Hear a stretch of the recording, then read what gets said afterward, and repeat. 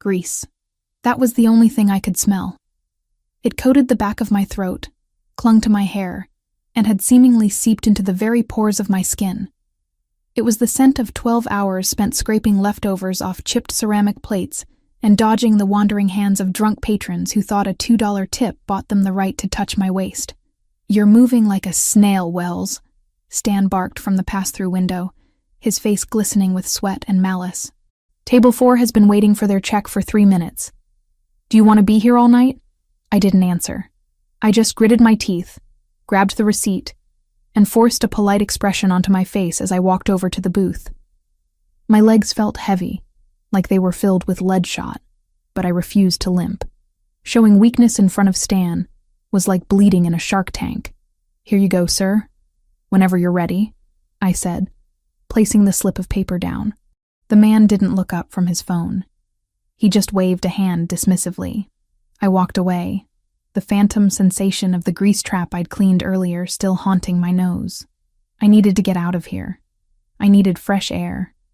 I needed to go home, open my laptop, and lose myself in the digital lectures on art history that were the only bright spot in my grim reality. 10 minutes later, I was pushing through the heavy glass door, the bell jingling a mocking farewell behind me. The Chicago wind hit me like a physical blow to the chest. It wasn't just cold, it was predatory. It whipped my hair across my face and instantly bit through the thin fabric of my uniform. I pulled my threadbare coat tighter around myself, burying my chin in the scarf that had seen better decades, let alone better days. I checked my watch. 11:42 p.m. The last express bus to the south side left in 8 minutes.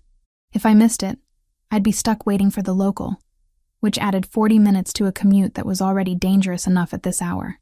I started to walk fast, keeping my head down against the gale. The city was screaming tonight. Sirens wailed in the distance, a constant dissonant harmony to the aggressive honking of taxis and the rumble of late-night delivery trucks. The streetlights flickered overhead, casting long, distorted shadows that danced on the wet pavement.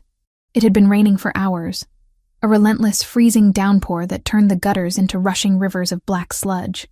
I navigated the puddles by memory, hopping over the cracked pavement near the bakery, skirting the blocked drain by the newsstand.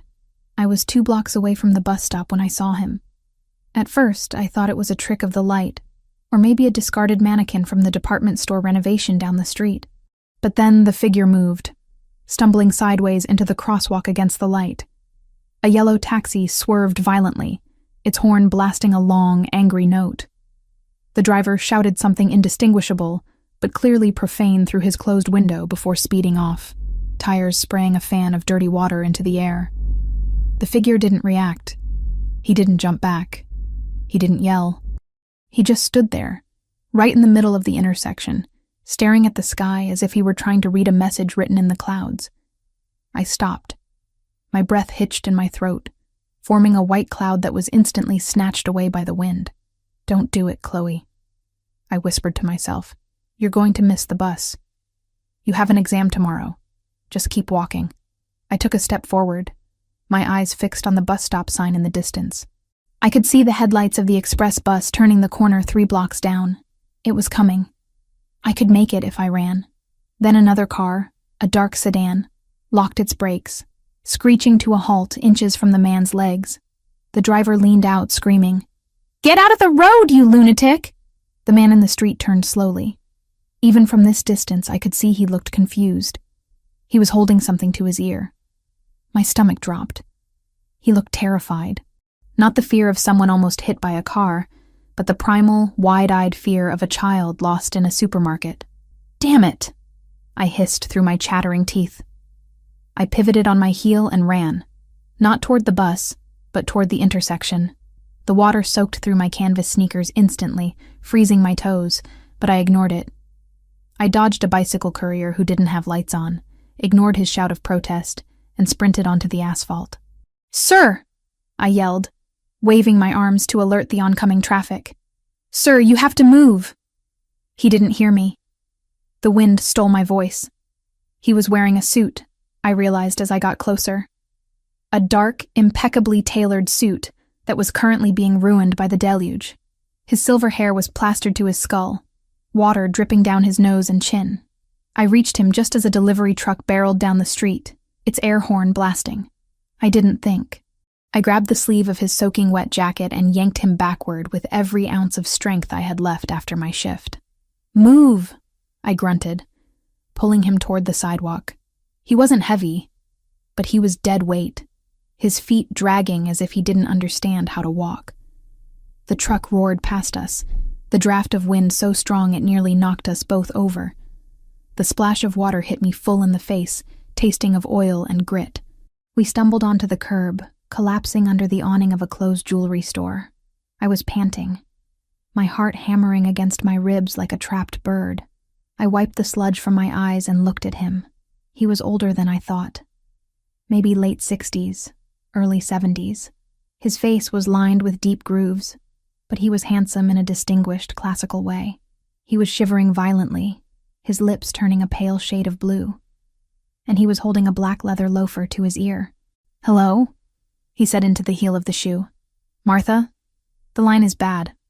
I can't hear you, my love." The realization hit me harder than the cold.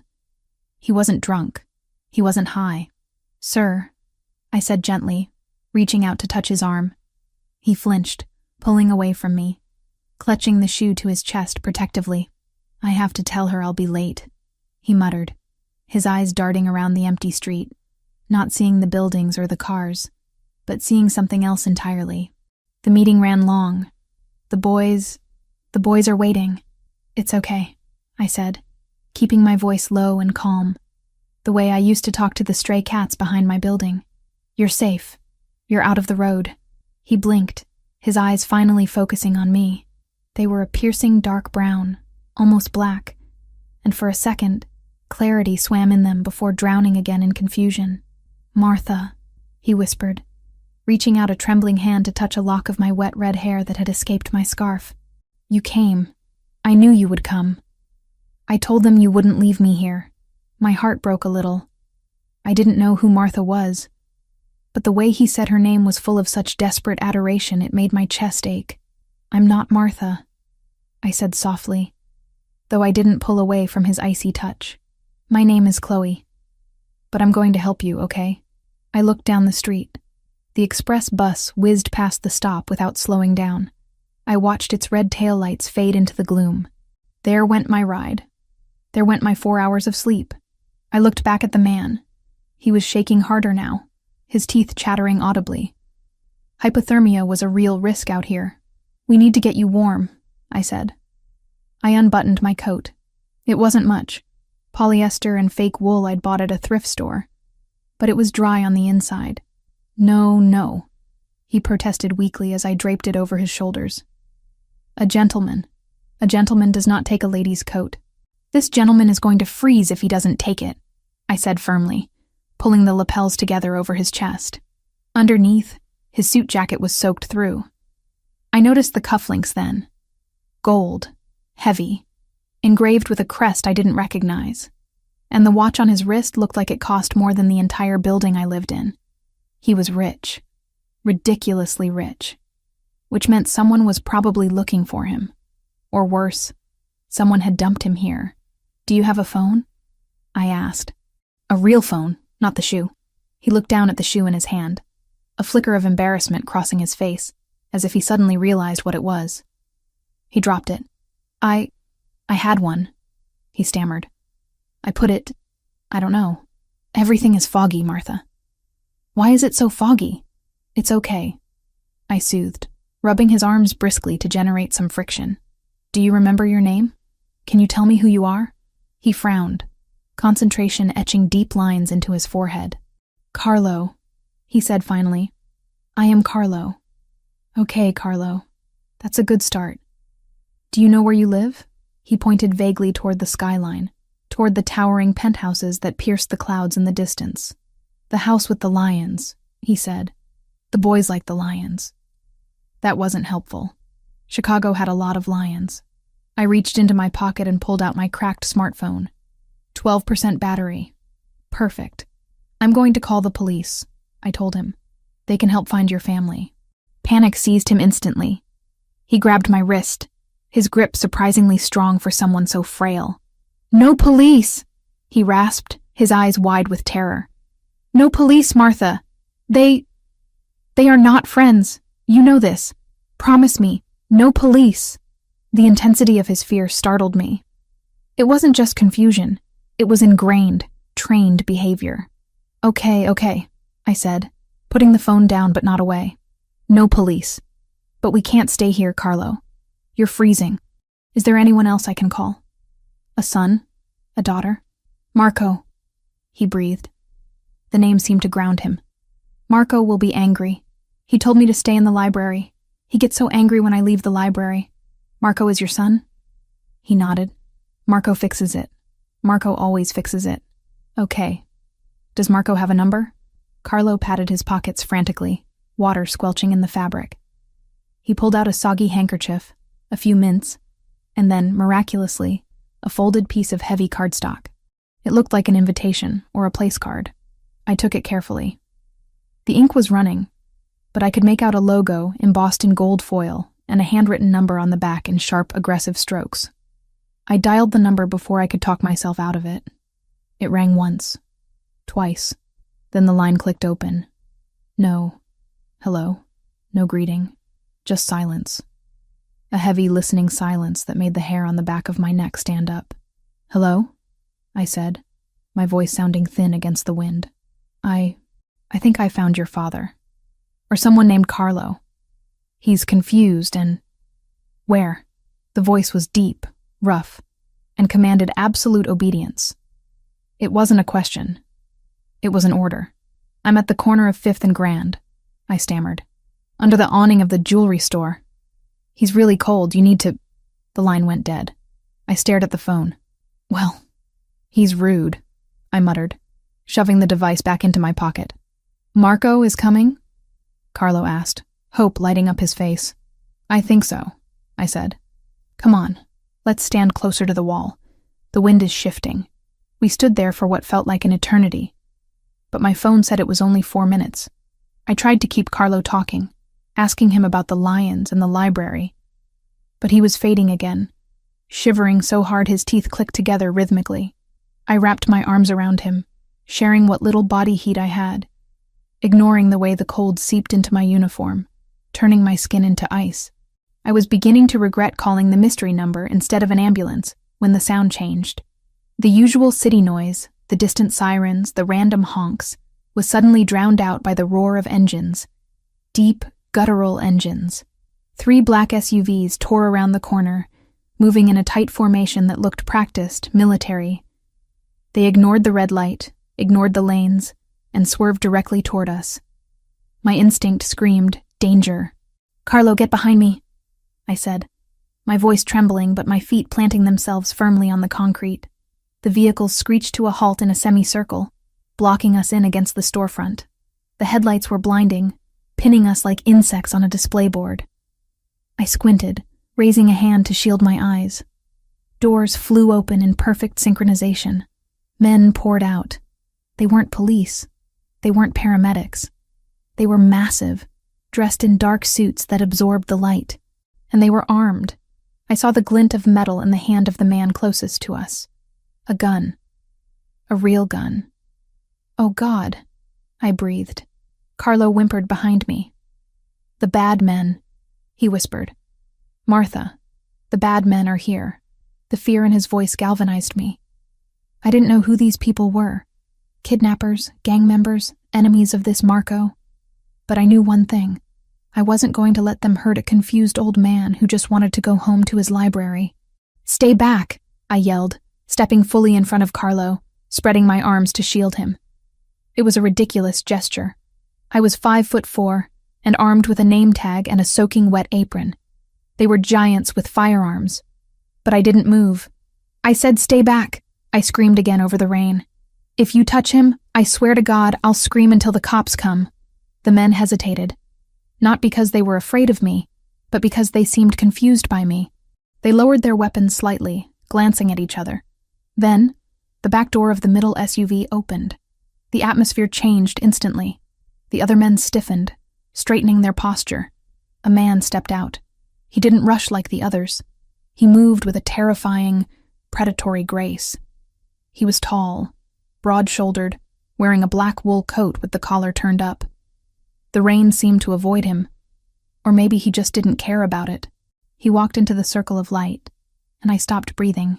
He was devastatingly handsome, but in the way a storm is beautiful, dangerous, powerful, and utterly indifferent to your survival. His hair was jet black, slicked back from a face composed of sharp angles and hard lines. His jaw was set in stone, but it was his eyes that froze me. They were dark, endless pits of obsidian, devoid of warmth or mercy. He scanned the scene, taking in his men, the street, and finally me. He looked at me shielding the old man. He looked at my shaking hands, my defiant stance, my ruined uniform. He didn't blink. He walked straight toward me. "Don't come any closer," I warned, my voice cracking. "I have pepper spray." I didn't. I had a stick of gum and a lip balm. The man stopped 3 feet away. He towered over me, blocking out the headlights, blocking out the rain, blocking out the world.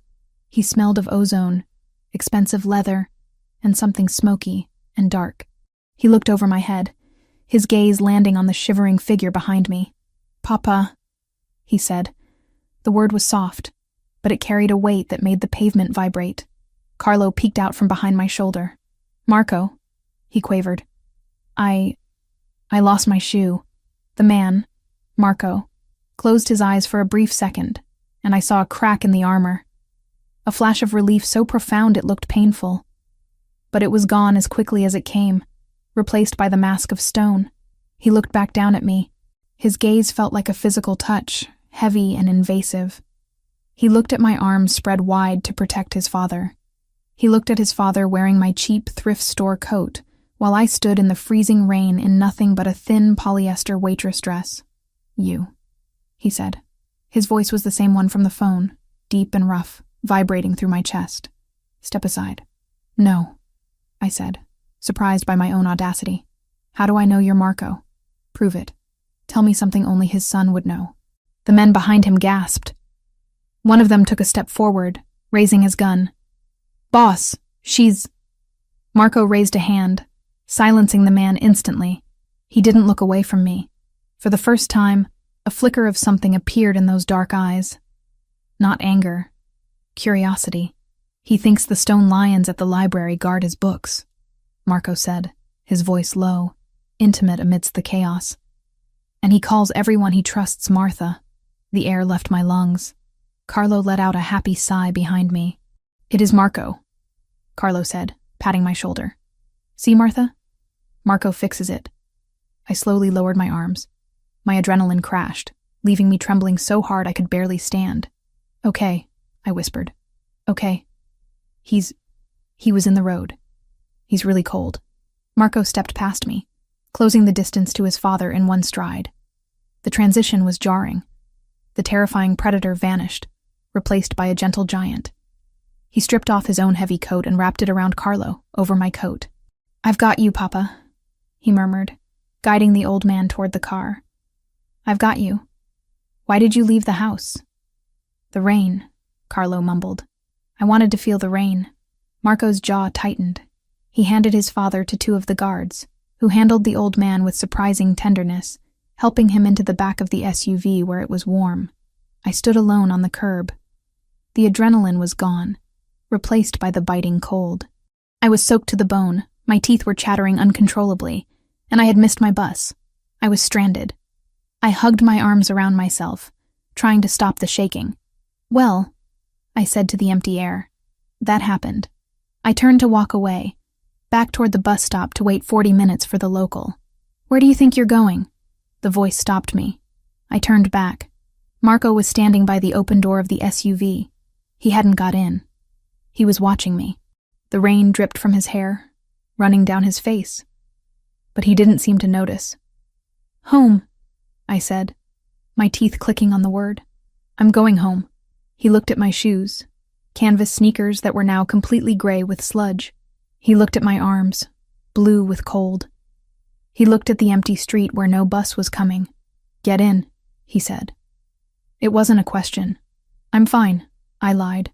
The bus is coming. The bus isn't coming for 40 minutes, he countered. You'll be hypothermic in 10. He walked back toward me. I wanted to back away, but my legs wouldn't cooperate.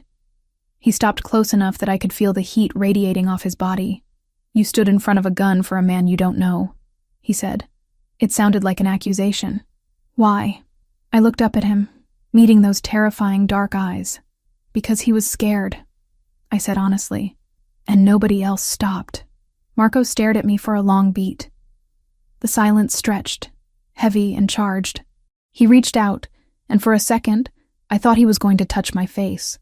Instead, he opened the back door of the SUV wider. Get in, he repeated, his voice softer this time, but no less commanding. I'll take you home. I can't, I said. I don't know you. You have guns. You're dangerous.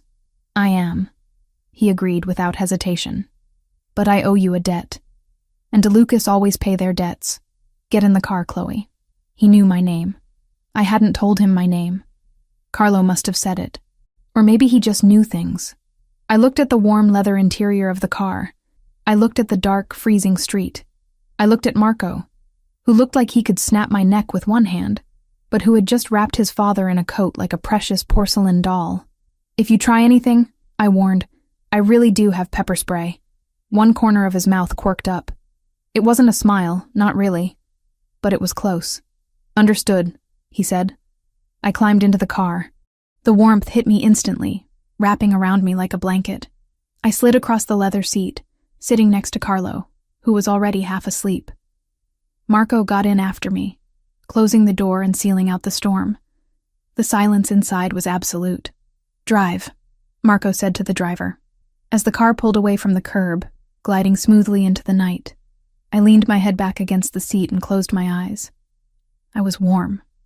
I was safe. But as I felt Marco's gaze on me from the other side of the seat, heavy and calculating, I had the distinct feeling that I had just stepped out of the rain and into something far more turbulent. The silence inside the SUV was heavier than the storm raging against the reinforced glass. It wasn't an empty silence. It was a living, breathing thing, pressurized by the presence of the man sitting on the other side of the leather bench seat. I sat perfectly still, barely daring to breathe, my back pressed against the door as if I could melt through it and escape. The heat blasting from the vents was heavenly, prickling my frozen skin with 1,000 tiny needles of warmth. But I couldn't relax, not with him watching me. Marco DeLuca didn't fidget. He didn't check his phone. He didn't look out the window. He sat with the stillness of a predator waiting for movement, his dark eyes fixed on the space between us, specifically on his father. Carlo had fallen asleep almost instantly. His head, heavy and wet, rested on my shoulder. His breathing was a soft, rattling snore that vibrated against my collarbone. My cheap, sodden coat was still draped over him, ruining the pristine Italian leather of the car seats. But Marco didn't seem to care about the upholstery. He was staring at his father's sleeping face, with an expression that terrified me more than his gun had. It was a look of raw, unvarnished shock. He never sleeps, Marco said. The voice was low, a rumble of thunder that seemed to come from the chassis of the car itself. It wasn't directed at me, not really, but I felt compelled to answer. He was exhausted, I whispered, afraid to wake the old man. The cold. It drains you. Marco's gaze snapped up to mine. The vulnerability vanished, replaced instantly by that wall of stone. He scanned me again, a forensic examination that missed nothing. He looked at my hair, plastered to my skull in wet, red tangles. He looked at the smear of grease on my cheek from the diner. He looked at my hands, chapped and red, clutching the strap of my purse like a lifeline. And then he looked at my feet. My sneakers were a lost cause. The canvas had turned a dark, muddy gray, and I knew he could see the hole in the side where my sock was poking through. I resisted the urge to tuck my feet under the seat. I wouldn't hide. I had worked 12 hours on those feet. I had paid for those shoes with money I bled for. Where do you live, Chloe? The question was simple, but the weight behind it was crushing. Telling a man like this where I slept felt like handing him the key to my throat. South Side, I said vaguely. Near the old textile district. Address, he commanded. He didn't raise his voice. He didn't have to. I hesitated. The driver, a mountain of a man with a thick neck and tattooed knuckles, glanced at me in the rearview mirror. His eyes said, "Don't be stupid, girl. Just answer." 4200 South Archer, I said, the numbers tasting like ash in my mouth. Apartment 4B. Marco nodded once to the driver. The car surged forward, weaving through the traffic with aggressive precision. For the next 20 minutes, nobody spoke. I focused on the rhythmic rise and fall of Carlo's chest against my arm. He smelled of rain and expensive aftershave, a sharp contrast to the stale fryer grease clinging to my uniform. He felt frail, like a bird with hollow bones, and my protective instinct, the one that had made me jump in front of a gun, was still humming under my skin. When the car finally slowed, I felt a familiar knot of shame tighten in my gut. My building was an eyesore even by the neighborhood's low standards. The brickwork was crumbling. The front door had been kicked in so many times it didn't close properly, and the security light above the entrance had been broken for 6 months. It looked exactly like what it was, a place for people who had run out of options. The SUV idled at the curb, looking like a spaceship that had landed in a landfill. "Thank you for the ride," I said, trying to shift Carlo's weight gently off my shoulder. The old man stirred, mumbling something about the library books, before settling back against the seat, his head now resting on the leather headrest. Marco reached out, his large hand cupping his father's cheek for a brief second. It was a gesture of such unexpected tenderness that I had to look away. "Wait," Marco said as I reached for the handle. He opened his door and stepped out into the rain. Before I could process what was happening, he had walked around the back of the car and opened my door. He offered me a hand. I stared at it. His hand was large, the fingers long and calloused, seemingly carved from marble. A gold signet ring glinted on his pinky. "I can walk," I said, ignoring his hand and stepping out onto the cracked sidewalk. My wet shoes squelched loudly, a humiliating sound in the quiet street. Marco didn't retract his hand. He just adjusted his cuff, his face impassive. "I'll walk you to your door. That's really not necessary.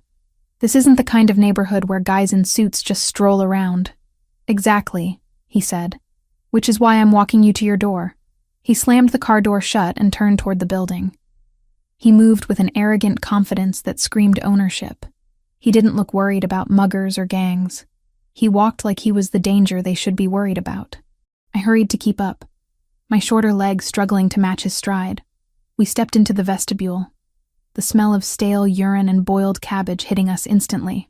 I saw Marco's nose twitch, a microscopic reaction, but he didn't say a word. We climbed the 3 flights of stairs in silence. The graffiti on the walls seemed brighter tonight, the insults and gang tags screaming for attention. I kept my eyes on the steps, praying that Mrs. Higgins wasn't cooking fish and that the drug dealer in 3C wasn't conducting business in the hallway. When we reached 4B, I stopped dead. My heart plummeted into my stomach. There, taped to the peeling paint of my door, was a bright red piece of paper. It was aggressive, loud, and impossible to miss. Notice of eviction. I closed my eyes, wishing the floor would open up and swallow me whole. I knew it was coming. I knew I was 2 months behind. But to have it plastered there, in front of him, I felt Marco move behind me. He wasn't crowding me, but his presence was a wall of heat at my back. He leaned in, reading the notice over my shoulder. I could feel his breath on my neck, hot and steady. He didn't ask how much it was. He didn't ask why I hadn't paid. He didn't ask if I had somewhere else to go. He just read it, absorbing the information like a computer processing data. "I have it handled," I lied, my voice sounding brittle and defensive. I ripped the paper off the door and crumpled it into a tight ball in my fist. "It's a mix-up with the bank." Marco looked down at me. In the harsh, flickering light of the hallway, he looked even more intimidating. The shadows clung to the hollows of his cheeks. "Go inside, Chloe," he said. Lock the door," he interrupted. "And turn up the heat. You're shaking." I hadn't realized I was shaking until he said it. I fumbled with my keys, my fingers numb and clumsy. Finally, the lock clicked. I pushed the door open, revealing the dark, cramped studio apartment that was my entire world. I turned back to say something. Maybe thank you, maybe goodbye, maybe go to hell. But he was already turning away. He walked toward the stairs without looking back, his heavy footsteps echoing on the concrete. I went inside and locked the door. I engaged the deadbolt, then the chain. Then I slid down against the wood and buried my face in my knees. The crumpled eviction notice still clutched in my hand. I didn't sleep that night. I sat by the radiator, wrapped in my duvet, shivering as the adrenaline crashed, and the reality of my life set back in. The next morning was a blur of misery. I woke up with a pounding headache and a throat that felt like I had swallowed broken glass. My nose was stuffed, my limbs heavy, but I didn't have the luxury of a sick day. I dragged myself into the shower, praying the hot water wouldn't run out. It did, after 3 minutes. I was dressed and trying to make my hair look presentable when my phone buzzed. It was a text from Stan. Don't bother coming in. Mr. Henderson saw the cops in the SUVs last night. He says you bring trouble. Pick up your final check next week. We're done. I stared at the screen, the white letters swimming before my eyes. Fired. Just like that. No warning, no conversation. Just a text message ending the only stream of income standing between me and the street. No, I whispered. No, no, no. I tried to call the diner, but it went straight to voicemail. I tried calling Stan, but he blocked me after one ring. Panic, cold and sharp, sliced through the fog of my cold. I sat on the edge of my pull-out couch and dumped the contents of my purse onto the cushion. $12 in cash. A handful of quarters. My debit card had a balance of $43. The eviction notice demanded $1,200 by Friday. I was done. I didn't cry. I was too tired to cry. I went into survival mode. I pulled my 2 battered suitcases from the top of the closet and started packing. Clothes, books, the few toiletries I had, my laptop, which was my most valuable possession, and my portal to the one thing that kept me sane, my art classes. I moved mechanically, folding t-shirts and stacking sketchbooks. I wrapped my only good painting, a watercolor of the Chicago skyline at sunset, in a towel and placed it gently in the bottom of the bag. I was taping up a box of kitchen supplies when a knock sounded at the door. Heavy. Authoritative. 3 sharp raps. My stomach twisted. The landlord. He was here to scream at me, to tell me to get out now instead of waiting for the sheriff. I stood up, wiping my dusty hands on my jeans. I took a deep breath, steeling myself for the confrontation. I would beg if I had to, just a few more days, just until I could find a shelter. I unlocked the deadbolt and pulled the door open. I know I'm late, Mr. Kowalski, but I just need... The words died in my throat. It wasn't my landlord. Marco DeLuca stood in the hallway. He looked different in the daylight, but no less dangerous. He was wearing a gray charcoal suit today, the fabric hugging his broad shoulders perfectly. He wasn't wearing a tie, and the top button of his white shirt was undone, exposing a glimpse of tanned skin. He filled the doorway, blocking out the light, blocking out the hallway, blocking out the oxygen. His eyes swept over the room behind me, landing immediately on the open suitcases and the half-packed boxes. His expression didn't change, but his jaw tightened slightly. Going somewhere? He asked. I gripped the doorframe, my knuckles turning white. I don't see how that's your business. May I come in? It was phrased as a question, but he stepped forward as he said it, forcing me to retreat or be trampled. I stepped back, and he walked into my tiny apartment, bringing the scent of ozone and expensive sandalwood with him. He looked out of place among my thrift store furniture and peeling wallpaper. He was a panther in a cardboard box. What do you want? I asked, crossing my arms over my chest to hide the stain on my sweatshirt. Did I forget something in your car? Did I scratch the leather? Marco turned to face me. He didn't look angry. He looked determined. My father woke up this morning, he said. I blinked. Okay, that's good. He asked for Martha. I told you, I'm not... I know who you are, Chloe Wells, he interrupted. 23 years old, student at the Institute of Art, online program, waitress at the Greasy Spoon until this morning, I assume. My blood ran cold. You checked up on me? I check on everyone who gets within 10 feet of my family, he said calmly. It's a precaution. But that's not why I'm here. He walked over to the stack of sketchbooks I had placed on the table. He picked the top one up. I started to lunge forward to stop him. Those were private. But I froze. He opened it with surprising care. He looked at the charcoal sketch of a gargoyle I had drawn from a church downtown. You have talent, he murmured. Stop it, I snapped. Why are you here? To mock me? To offer me charity because you saw the eviction notice? He closed the sketchbook and placed it back on the stack, aligning the edges perfectly. I don't do charity, he said, turning those dark, intense eyes on me. And I don't mock people who work for a living. I'm here to offer you a job. I laughed. It was a harsh, bitter sound that hurt my throat. A job? What? Do you need a waitress for your Mafia clubhouse? The air in the room dropped 10 degrees. Marco took a step toward me. He didn't look amused. Careful. He warned softly. I am offering you a lifeline. Do not cut it before you hear the terms. I bit my lip, silencing my sarcasm. I looked at the boxes. I looked at the eviction notice still crumpled on the floor where I had thrown it. I couldn't afford pride right now. What kind of job? I asked quietly. My father needs a caregiver, Marco said. Full-time. Live-in. I frowned. You have money. You can hire the best nurses in the city. Why me? I'm not a nurse. I don't have a degree in geriatrics. I'm an art student who serves coffee. I have hired the best nurses, Marco said, his voice hard. 5 of them in the last 6 months. 2 quit. 3 I fired.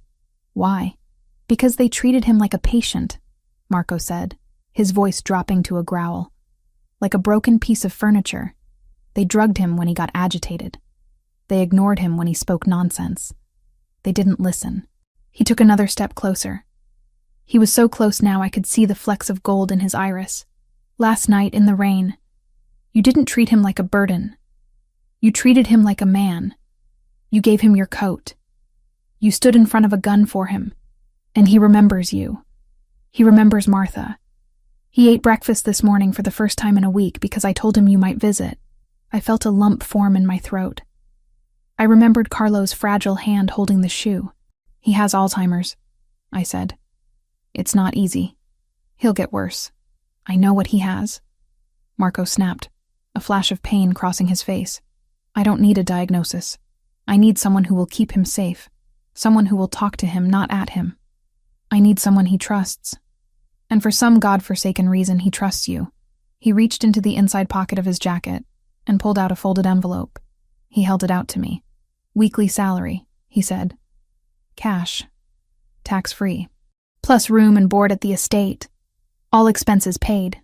I took the envelope. It felt thick. I opened the flap and peeked inside. My breath hitched. There was more money in this envelope than I made in 4 months at the diner. This is... I stammered. This is too much. It's hazard pay, Marco said dryly. My father can be difficult, and my life is complicated. You will be required to live at the estate. You will not discuss family business with anyone. You will not bring guests. Total discretion. It was a deal with the devil. I knew it. He was a crime boss. His house was probably a fortress filled with men like the ones in the SUVs. But then I looked around my apartment. I looked at the mold in the corner of the ceiling. I thought about the winter coming, the cold wind, the hunger, and I thought about Carlo, lost in the rain, looking for his wife. I have conditions, I said, my voice shaking but my chin held high. Marco raised an eyebrow. He looked surprised that I was negotiating. Name them. I'm not a prisoner, I said. I need to be able to finish my degree. I need internet access and time to study. I won't drop out of school to babysit. Marco nodded slowly. Done. The estate has a library. You can study there. The internet is secure. And I want a contract, I added. In writing, defining my duties. I'm a caregiver, not a maid, not a cook, and definitely not anything else. His eyes darkened, sweeping over me in a way that made my skin prickle. But he nodded again. You are there for my father. Nothing else. I will have the papers drawn up. He looked at his watch, a diamond-encrusted timepiece that probably cost more than my tuition. Pack your things, he said. The car is downstairs. We leave in 10 minutes. 10 minutes? But I need to. The landlord is coming up the stairs, Marco said casually, tilting his head toward the door. I heard the front door open. Unless you want to have that conversation with him, I suggest you grab your boxes. Panic flared again. I grabbed my purse. I grabbed the painting. I zipped up the suitcase. Marco didn't wait for me to ask for help. He picked up the heavy suitcase as if it weighed nothing. He picked up the box of books with his other hand. Let's go, he said. I followed him out into the hallway. We passed Mr. Kowalski on the second-floor landing. The landlord stopped, his mouth falling open as he saw the giant man in the expensive suit carrying my battered luggage. Ms. Wells, Mr. Kowalski sputtered. Where are you going? The rent is... Marco stopped. He turned to look at the landlord. He didn't say a word. He just stared. A cold, dead stare that promised violence. Mr. Kowalski swallowed hard, stepping back against the wall, his face paling. Never mind, he squeaked. Good luck. We walked out into the sunlight. The black SUV was waiting. The driver opened the trunk for my bags. I stood on the sidewalk for a moment, looking back at the building that had been my prison and my shelter for 3 years. I felt a strange sense of vertigo, like the world was tilting on its axis. Marco opened the back door for me. Get in, he said softly. I climbed inside. The door closed with a solid final thud. As the car pulled away, leaving my old life in the rearview mirror, I realized I had just traded poverty for danger. I wasn't sure if I had been saved or captured. But as I looked at Marco's profile, stern and unyielding as he watched the city pass by, I knew one thing for certain. I wasn't invisible anymore. Living at the DeLuca estate was like living inside a museum that doubled as a high-security prison. The walls were lined with oil paintings that cost more than the entire neighborhood I grew up in, and the windows were made of bulletproof glass, thick enough to stop a sniper round. It had been 3 weeks since I traded my apron for a key card, and the silence of the mansion was still something I hadn't adjusted to. It wasn't a peaceful silence. It was a held breath, a constant state of anticipation waiting for the other shoe to drop. My world had shrunk to the East Wing, the library, and the sprawling gardens where I took Carlo for his afternoon walks. I hadn't seen much of Marco. He was a ghost in his own home, leaving before dawn and returning long after the house had gone dark. I only knew he was there by the lingering scent of sandalwood in the hallways, or the occasional glimpse of a black SUV tearing down the driveway. Blue, Carlo muttered, staring at the blank canvas I had set up on the easel in the sunroom. It needs to be blue, Martha, like the water at Como. We can do blue, I said softly, squeezing a generous dollop of cerulean paint onto the palette. I handed him the brush. Show me the water, Carlo. His hand, usually plagued by the tremors of age and illness, steadied as soon as his fingers wrapped around the wooden handle. He attacked the canvas with a fervor that always surprised me. This was my idea. Art therapy. The nurses before me had tried to sedate him when he got agitated, when the fog in his mind became too thick to navigate. I found that giving him a way to speak without words worked better than any pill. I watched him paint, sipping my tea. He wasn't just an old man with Alzheimer's in these moments. He was an artist reclaiming his memories. You have a light touch with him.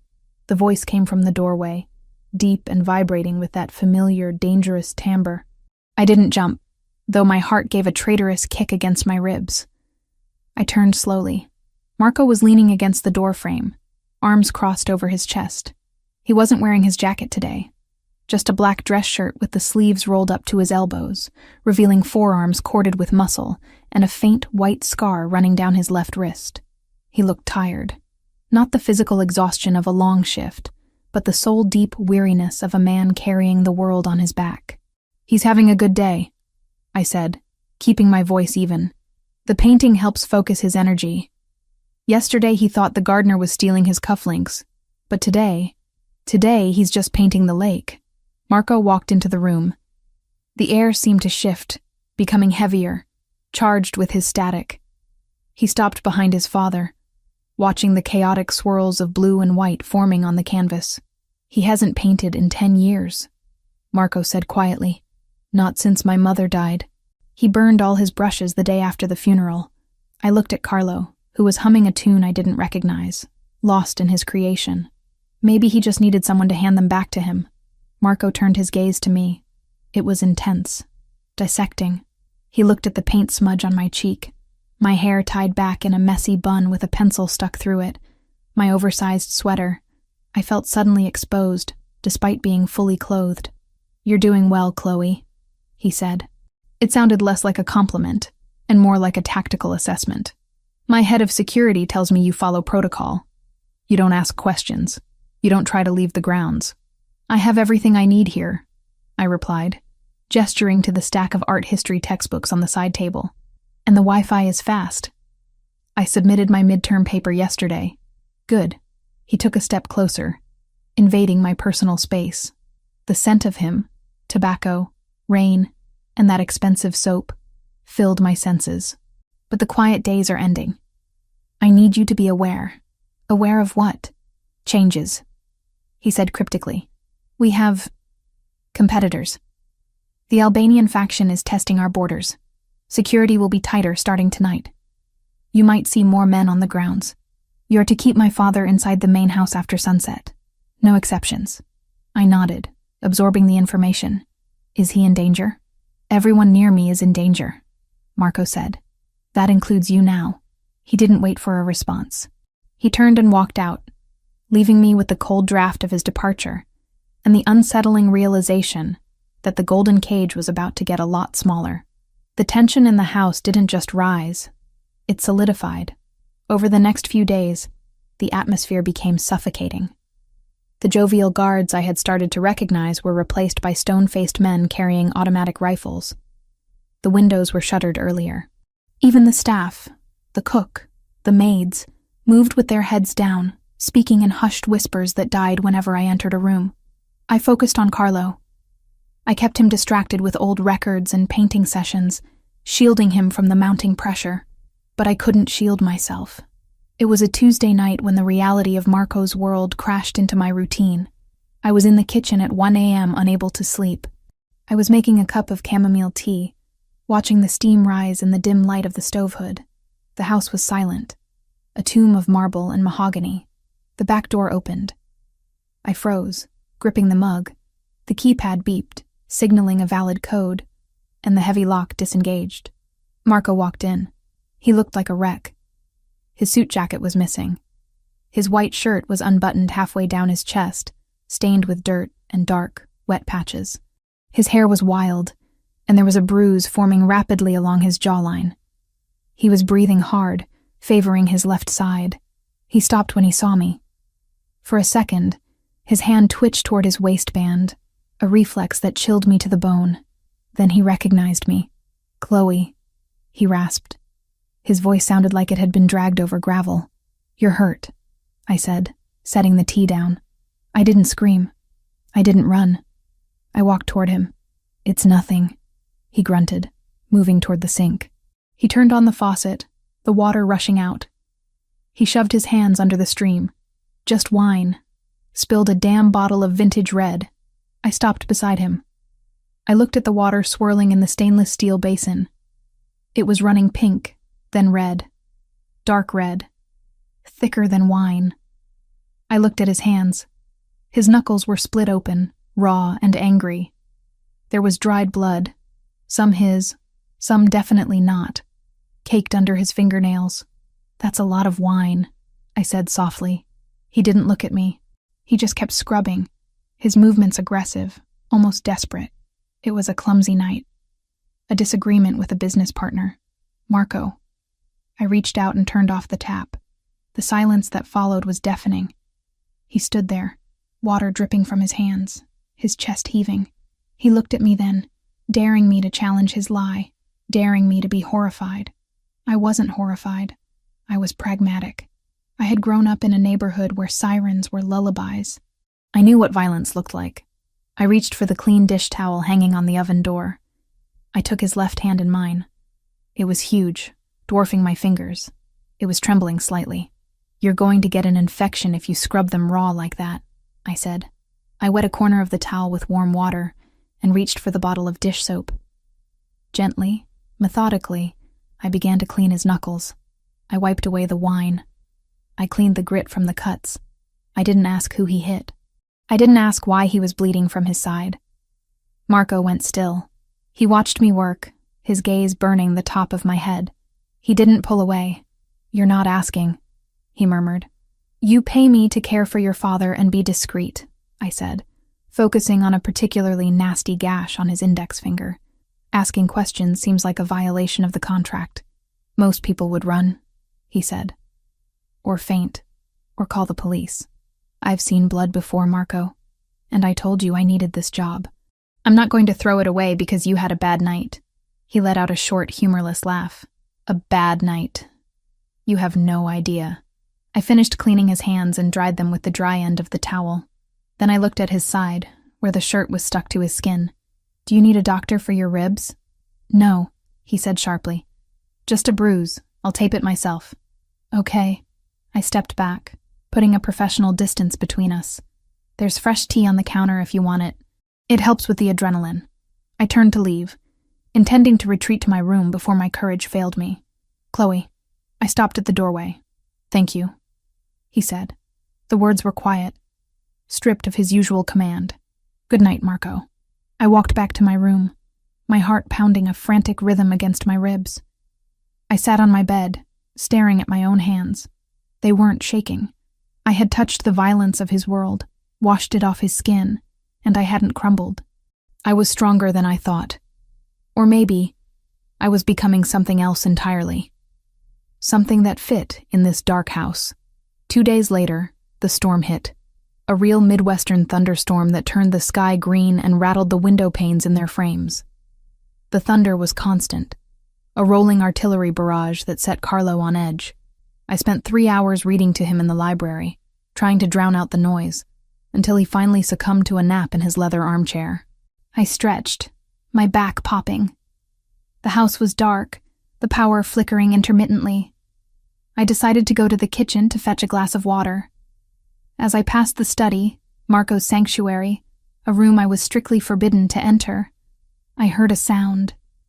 It was a groan, low, pained, animalistic. I hesitated. Protocol said, keep walking. Survival instinct said, run away. But the sound came again, followed by the crash of glass shattering. I tried the door handle. Unlocked. I pushed the heavy oak door open. The room was pitch black, the heavy velvet curtains drawn tight against the flashes of lightning outside. Marco, I whispered. Get out! A voice snarled from the darkness. It was vicious, filled with agony. I didn't leave. I stepped inside, letting my eyes adjust. I saw a silhouette slumped over the massive mahogany desk. A lamp lay broken on the floor.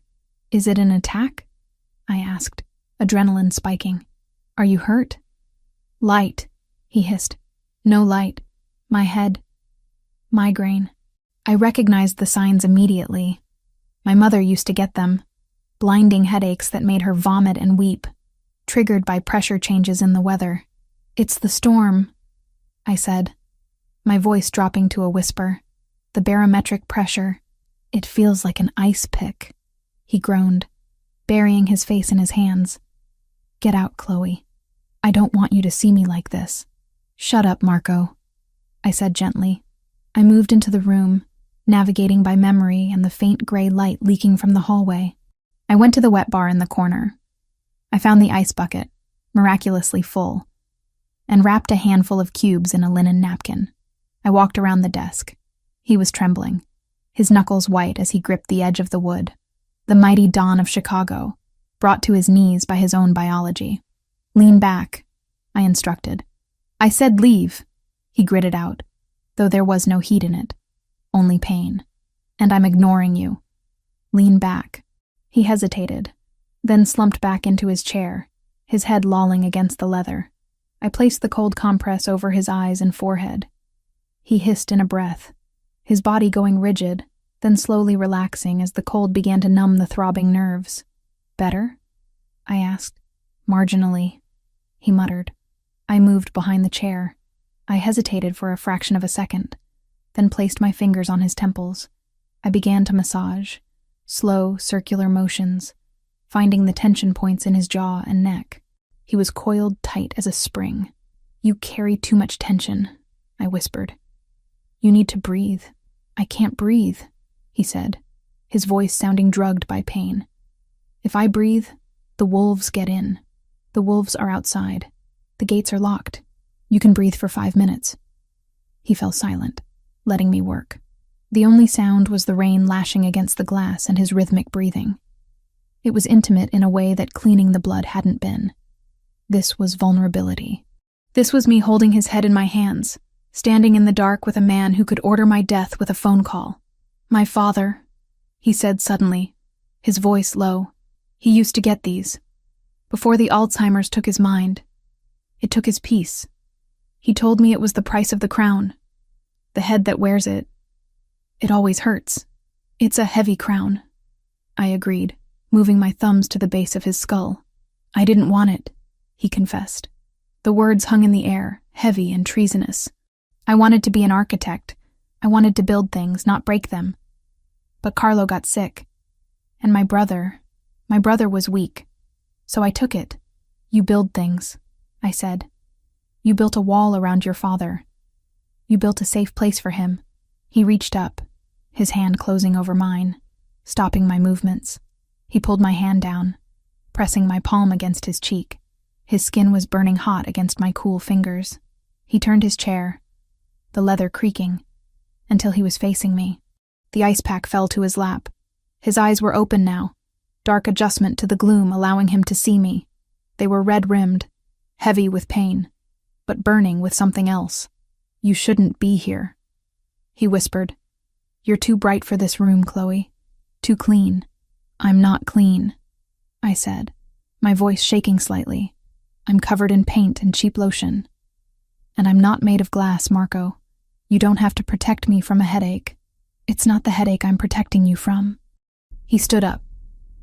The movement was sudden, towering over me. The space between us evaporated. I could feel the heat radiating off him. The air in the room grew thin, charged with electricity that had nothing to do with the storm outside. He looked down at me, his gaze dropping to my lips, then back to my eyes. A hunger was there, raw and terrifying. He leaned in, his hand coming up to cup my jaw, his thumb brushing my bottom lip. My breath hitched. I wanted him to kiss me. God help me. I wanted the monster to kiss me. I leaned into his touch, my hands rising to rest on his chest, feeling the steady, heavy thud of his heart. His face came closer. I could smell the peppermint of the tea I had made him, mixed with his own dark scent. Then he froze. He pulled back as if he had been burned. His hand dropped from my face. He stepped back, putting the desk between us again. "Go," he said. His voice was rough, final. "Marco, go to your room, Chloe. Lock the door. And don't come back in here." I stood there for a heartbeat, feeling the rejection like a slap, but I saw his hands clenching into fists at his sides, saw the restraint trembling in his frame. He wasn't rejecting me because he didn't want me. He was rejecting me because he wanted me too much, and he thought he was poison. "The ice will melt," I said quietly, my voice steady despite the turmoil in my chest. "Put a new cloth on it in 20 minutes. I turned and walked out of the study, closing the heavy door behind me. I walked down the long, shadowed hallway back to my room, my lips still tingling from the ghost of a touch that never happened. He thought he was saving me, but as I lay in the dark that night, listening to the thunder, I realized something dangerous. I didn't want to be saved. I wanted to be the one standing in the dark with him, and that realization scared me more than any gun or Albanian hitman ever could. The next morning, the distance was back. Marco was gone before I woke up, but on the kitchen counter, next to the coffee machine, there was a small box. Inside was a set of professional-grade watercolor brushes, sable hair, the kind I had drooled over in the art supply catalog but could never afford. There was no note. There didn't need to be. I ran my thumb over the velvet lining of the box. He had noticed. Amidst the blood, the migraines, and the gang wars, he had noticed what I needed. I looked out the window at the gray, post-storm sky. The game had changed. I wasn't just an employee anymore. And Marco DeLuca wasn't just a boss. We were two people dancing on the edge of a cliff, and the ground was starting to crumble. "Chloe." Carlo's voice drifted from the sunroom. "The light. Come see the light." "Coming, Carlo," I called back. I closed the box of brushes and headed toward the sunroom, tucking the gift and the dangerous affection that came with it deep inside my heart, where no one, especially not the approaching wolves, could see it. But even I knew that secrets, like walls, eventually come crashing down, and the cracks were already starting to show. The box on my bed was the size of a small coffin. It was black velvet, embossed with silver lettering that spelled out the name of a designer I had only ever seen in glossy magazines stolen from the dentist's waiting room. "Open it," Marco said from the doorway. He was leaning against the frame, watching me with that unreadable expression that had become his default setting over the last 3 weeks. He was already dressed for the evening in a tuxedo that fit him like a second skin, the stark black and white emphasizing the brutal sharpness of his features. He looked like a prince from a fairy tale written by the Brothers Grimm. Beautiful, but undeniably dangerous. I reached out and lifted the lid. Layers of tissue paper parted to reveal fabric that shimmered like liquid jewels. It wasn't navy blue. It wasn't black. It was emerald green, a deep, vibrant shade that reminded me of old forests and expensive absinthe. "We are attending the DeLuca Foundation Gala tonight," Marco stated, walking into the room as I stared at the dress. "It is mandatory." I looked up, confusion warring with the sudden spike of anxiety in my chest. "I thought the rule was to keep Carlo inside. You said security was tight because of the Albanians." "The rule has changed," Marco said, his voice dropping an octave. "Rumors are circulating that my father is dead or incapacitated. If the other families believe the DeLuca patriarch is gone, they will strike. They need to see him standing. They need to see him strong. He thinks he's 20 years old half the time, Marco. He tried to eat a tube of paint yesterday." "That is why you are coming," he countered, stopping a few feet from me. The scent of sandalwood and expensive starch wafted off him. "You are his anchor. When he looks at you, he sees clarity. You will guide him. You will keep him calm. And you will make sure he doesn't embarrass the family." I ran my fingers over the silk of the dress. It was cool to the touch. And what am I supposed to be? His nurse in a couture gown? "You are his companion," Marco corrected. "Tonight, you are not the help. You are part of the inner circle, which means you need to look the part." He reached into his pocket and pulled out a small velvet pouch. He upended it over the bed. A necklace slid out. A simple, delicate gold chain holding a single teardrop emerald that matched the dress perfectly. "Wear this," he said. "It belonged to my mother." My breath hitched. "Marco, I can't. This is too personal. It's camouflage, Chloe. People know my mother's jewelry. If you wear it, it signals that you are trusted. It keeps the wolves at bay." He checked his watch. "You have an hour. Don't make us late." He turned and walked out before I could argue, leaving me alone with a dress that cost more than my life's earnings, and a necklace that carried the weight of a dead woman's legacy. The ballroom of the Drake Hotel was a sensory assault. Crystal chandeliers the size of compact cars dripped light onto a crowd of Chicago's elite. The air was thick with the scent of lilies, roasting beef, and the metallic tang of old money. I walked on Marco's left, my hand tucked into the crook of his elbow. Carlo was on his right, looking surprisingly cogent in his tuxedo, though he kept patting his pocket to make sure his library card was still there. "Smile," Marco murmured, his lips barely moving. "You look like you're marching to the gallows." "I feel like I am," I whispered back, forcing the corners of my mouth up. "Everyone is staring. Let them stare. You look magnificent." The compliment was delivered with such flat, factual indifference that it took me a moment to process it. I glanced at our reflection in a gilt-framed mirror as we passed. The emerald dress hugged every curve, the slit in the skirt revealing a scandalous amount of leg with every step. My red hair was cascaded in loose waves over one shoulder. Beside Marco, I didn't look like a waitress from the South Side. I looked like I belonged. And that terrified me more than anything. We navigated the room like sharks in a reef. Marco introduced me to senators, judges, and men whose smiles didn't reach their cold, calculating eyes. I played my part perfectly. I laughed at their unfunny jokes. I gently redirected Carlo when he started asking about the music from the radio, and I kept a death grip on Marco's arm. "Drinks," Carlo announced suddenly, eyeing a passing waiter. "I require a libation." "Sparkling water, Papa," Marco said firmly. "Chloe, get him a water with lime.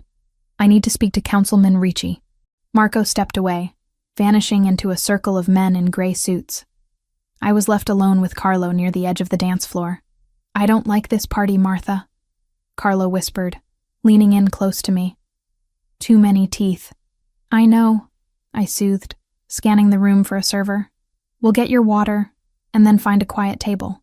My eyes landed on a waiter moving through the crowd about 20 feet away. He was carrying a large silver tray loaded with champagne flutes. I frowned. Something was wrong. I had spent 4 years waiting tables. I knew the rhythm of service. I knew the server walk. That specific glide you adopt to keep liquids from spilling. This man wasn't gliding. He was marching. His shoulders were tense, hiked up around his ears. And he wasn't looking at the glasses or the guests. His eyes were darting toward the exits, scanning the perimeter, checking the balcony. He passed another waiter, a younger man with the hotel's logo on his vest, and they didn't nod or acknowledge each other. The man with the tray pivoted sharply, heading not toward the thirsty guests, but toward the VIP dais where Marco was currently shaking hands. I looked down at his feet. Waiters wore dress shoes. Cheap, polished, slip-resistant dress shoes. This man was wearing heavy, thick-soled tactical boots. My stomach dropped to the floor. I scanned the room again, my heart hammering a frantic rhythm against my ribs. I saw another one near the kitchen doors. Same stiff posture, same wandering eyes, same boots. And he was holding his serving napkin over his right wrist in a way that looked unnatural, bulky. "Carlo," I said, my voice tight. "We need to go to Marco, now. But the water..." "Forget the water." I grabbed Carlo's arm, ignoring proper etiquette, and steered him aggressively through the crowd. I didn't care if I stepped on toes or spilled drinks. I had to get to Marco. He was standing near a pillar, deep in conversation with a man who looked like a bulldog. When Marco saw me approaching, his brow furrowed. He opened his mouth to reprimand me for interrupting, but the look on my face must have stopped him. I didn't stop until I was right in his personal space. I stood on my tiptoes, pressing my chest against his arm, feigning intimacy so I could whisper in his ear. "The waiters," I hissed. "The one with the champagne near the pillar, and the one by the kitchen. They're fake." Marco went rigid. He didn't look around. He didn't panic. He just placed his hand on the small of my back, his fingers digging into the silk. "Explain," he breathed. "They're wearing tactical boots." I whispered rapidly. "They're not serving anyone. They're moving in a pincer formation toward the dais. And the one by the kitchen, he has something under his napkin. It's too heavy to be a corkscrew." Marco didn't question me. He didn't ask if I was sure. He didn't hesitate. "Ricci," Marco said to the man he was talking to, his voice calm but infused with steel. "Take my father to the car. Use the east exit. Now." Ricci nodded once, grabbing Carlo's elbow. "Come, Don Carlo. Let's get that drink." As soon as they turned, the energy in the room shifted. It was subtle, a vibration in the air. The fake waiter near the pillar locked eyes with Marco. He realized he had been made. The man reached under his tray. "Down!" Marco roared. He tackled me. His arm hooked around my waist, sweeping me off my feet as he threw us both behind the massive marble pillar. Gunfire erupted. It wasn't the pop, pop, pop of movies. It was a deafening, thunderous crack that shattered the air. Glass exploded everywhere. Screams tore through the ballroom, high-pitched and terrified. I hit the floor hard, Marco's heavy body covering mine completely. He was a human shield, pressing me into the cold marble. I could feel the impact of bullets chipping away at the stone inches above our heads. Dust and debris rained down on his tuxedo jacket. "Stay down," he snarled into my ear. He pulled a gun from somewhere inside his jacket. A sleek black weapon that looked terrifyingly at home in his hand. He rolled off me, crouching low. He fired 2 shots around the pillar. 2 distinct thuds followed. "Clear," he said. He grabbed my hand and yanked me up. "Run." We ran. Not toward the exit where the panic was bottlenecking the crowd, but toward a service door concealed in the paneling. Marco kicked it open, and we spilled into a narrow concrete corridor that smelled of garbage and stale smoke. He didn't stop. He dragged me down the hallway, past confused kitchen staff, down a flight of stairs, and into a sub-basement storage room filled with linens. He slammed the heavy metal door shut and threw the deadbolt. Only then did he stop. The silence in the room was sudden and ringing. My ears were buzzing. My heart felt like it was going to explode out of my chest. I was gasping for air, clutching the front of my dress. Marco turned to me. His hair was disheveled, white dust from the pillar coating one side of his face. His eyes were wild, dilated, burning with adrenaline and violence. He crossed the room in 2 strides. He grabbed my face between his hands. His grip was hard, almost painful, but I didn't pull away. I couldn't. "Are you hit?" he demanded, scanning me frantically. "Did they touch you?" "No," I wheezed. "No, I'm okay. Marco, your father. Ricci has him. He's safe." He pressed his forehead against mine, his breathing ragged. "You saw them. How did you see them?" "The shoes," I stammered, my hands coming up to grip his wrists. They didn't walk right. "I told you. I know how waiters walk." He let out a sound that was half laugh, half groan. "You saved us. We would have been standing right there in the open." He pulled back slightly, looking into my eyes. The adrenaline was still coursing through both of us, a live wire connecting our bodies. The fear of death had stripped away the walls, the contracts, the propriety. "You are incredible," he whispered, and then he kissed me. It wasn't a gentle, tentative first kiss. It was a collision. It was desperate, hungry, and fueled by the raw realization that we were both still alive. His mouth crushed against mine, demanding and claiming. My hands tangled in his hair, pulling him closer. I tasted the dust on his skin, the champagne he had sipped earlier, and the dark, intoxicating flavor of danger. He groaned low in his throat, lifting me up. I wrapped my legs around his waist instinctively. He pressed me against the stacks of linens, his body hard and unyielding against mine. For a moment, the world outside didn't exist. There were no Albanian hitmen, no screaming crowds, no dying fathers. There was just Marco, his hands on my skin, his heart beating against mine, consuming me whole. He broke the kiss, gasping, burying his face in the crook of my neck. He bit down gently on the sensitive skin there, making me shiver. "I should not have done that," he growled against my skin. "Then why aren't you stopping?" I whispered, tilting my head back to give him better access. He froze. His hands tightened on my hips for one agonizing second, and then he slowly, reluctantly, set me down. He stepped back, putting distance between us. He ran a hand through his hair, trying to regain his composure, trying to put the mask back on. But I saw the cracks. I saw the way his chest heaved, the way his eyes lingered on my swollen lips. "We need to move," he said, his voice rough. "My security team will be sweeping the building. We need to get you to the safe house." "Marco," I said, reaching out to touch his arm. He flinched, but he didn't pull away. He looked at my hand on his sleeve, then up at my face. "Everything has changed, Chloe," he said grimly. "They didn't just attack a party. They attacked us. You are a target now." "I know," I said. I wasn't shaking anymore. The fear had been burned away by the fire he had ignited in me. "I'm not leaving." He looked at me for a long moment, a mix of pride and terror in his eyes. "I know," he said. "God help us both." He took my hand, not gripping my wrist like a prisoner, but interlacing his fingers with mine. "Stay behind me," he commanded, drawing his gun again. "And don't let go." "Never," I promised. He opened the door, and we stepped back into the darkness, hand in hand, ready to face whatever war was waiting for us on the other side. The silence in the safe house was worse than the screaming at the gala.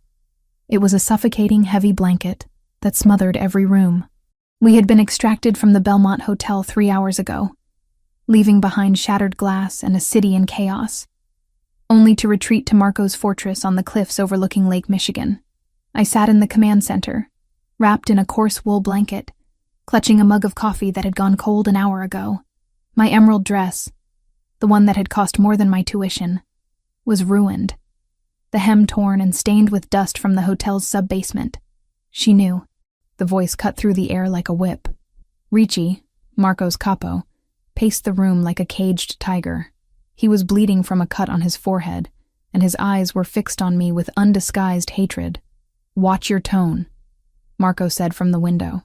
He had discarded his ruined tuxedo jacket and rolled up the sleeves of his blood-spattered shirt. He hadn't looked at me since we arrived. "I am watching my tone, boss," Ricci spat.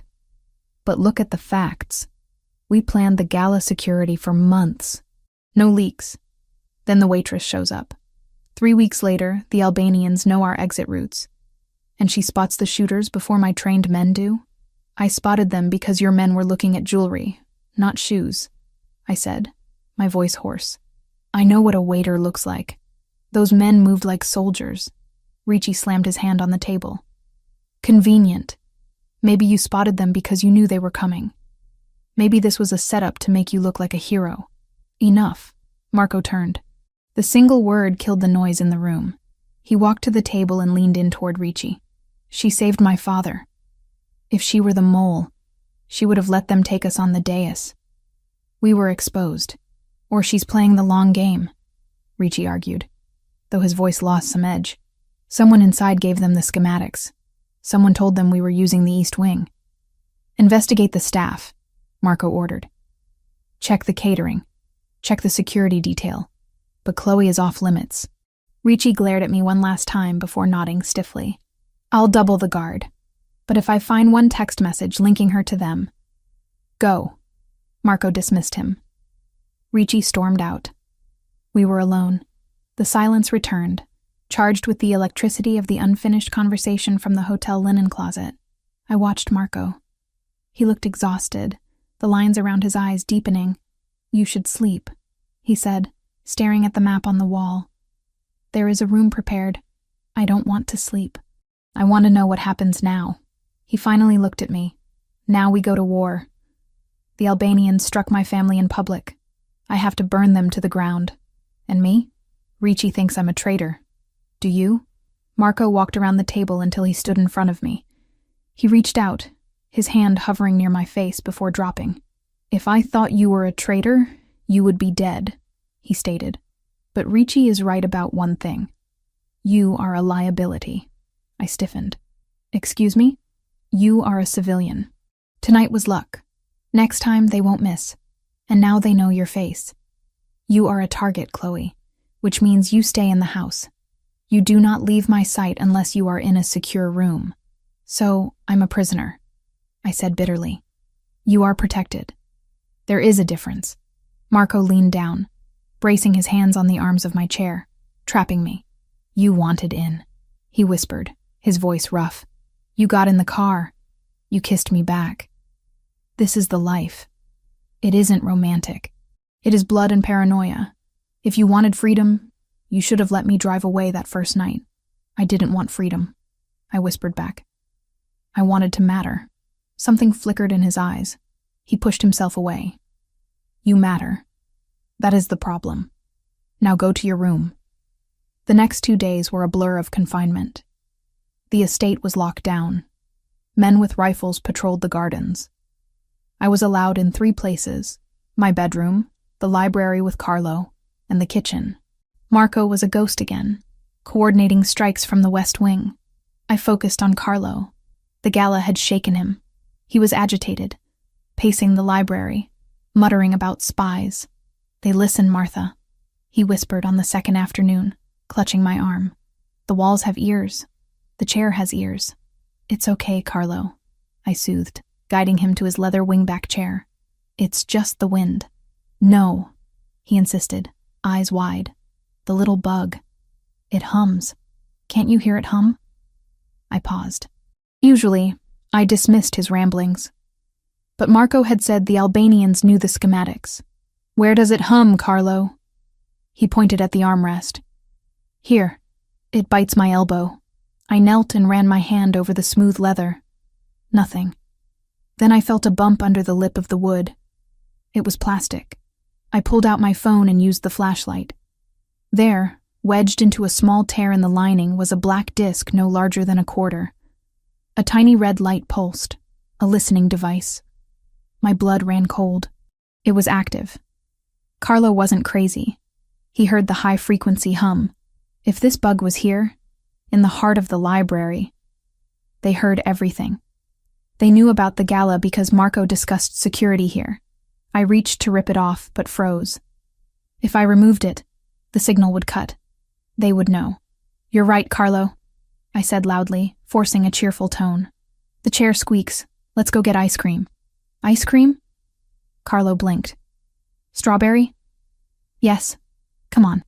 I steered him out of the library, my mind racing. Marco was in the West Wing.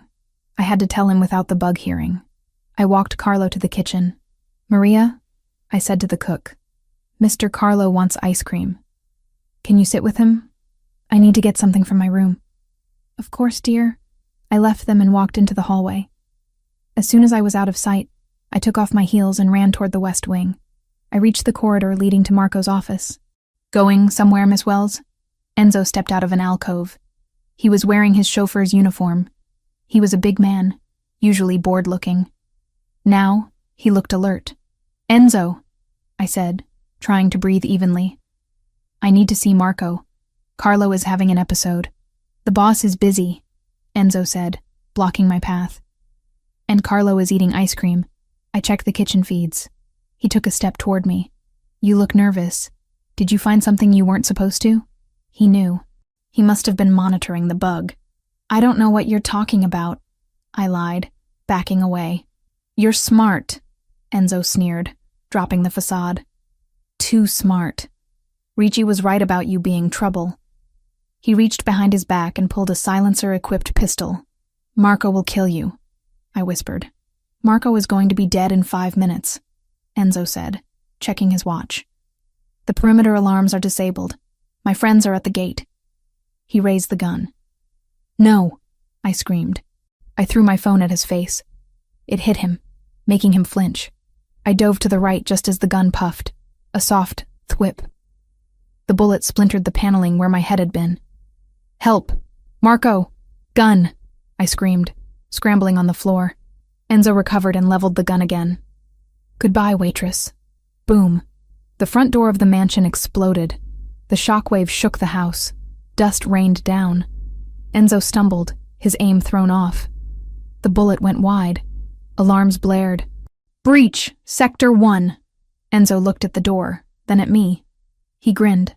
Cavalry's here. He turned and ran toward the explosion to join the attackers. I scrambled up and ran toward the command center. The door flew open. Marco emerged holding an assault rifle, Ricci behind him. Get back! Marco roared. Get to the panic room. It's Enzo, I screamed.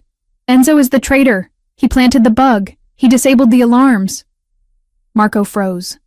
The realization hit him. The driver. The man with total access. Ricci, Enzo is hostile. Kill on sight, Marco barked. Where is my father? Kitchen, I gasped. The kitchen is near the breach point, Marco swore. They'll come through the service entrance. He grabbed my arm. Stay behind me. If you see anything that isn't family, scream. We ran into the chaos. The hallway was filling with smoke. Through the haze, I saw men in tactical gear moving with precision. Contact front, Marco yelled, opening fire. The hallway erupted. It was deafening. I stayed glued to Marco's back. We pushed forward, stepping over the body of a guard. We reached the kitchen door. Marco kicked it open.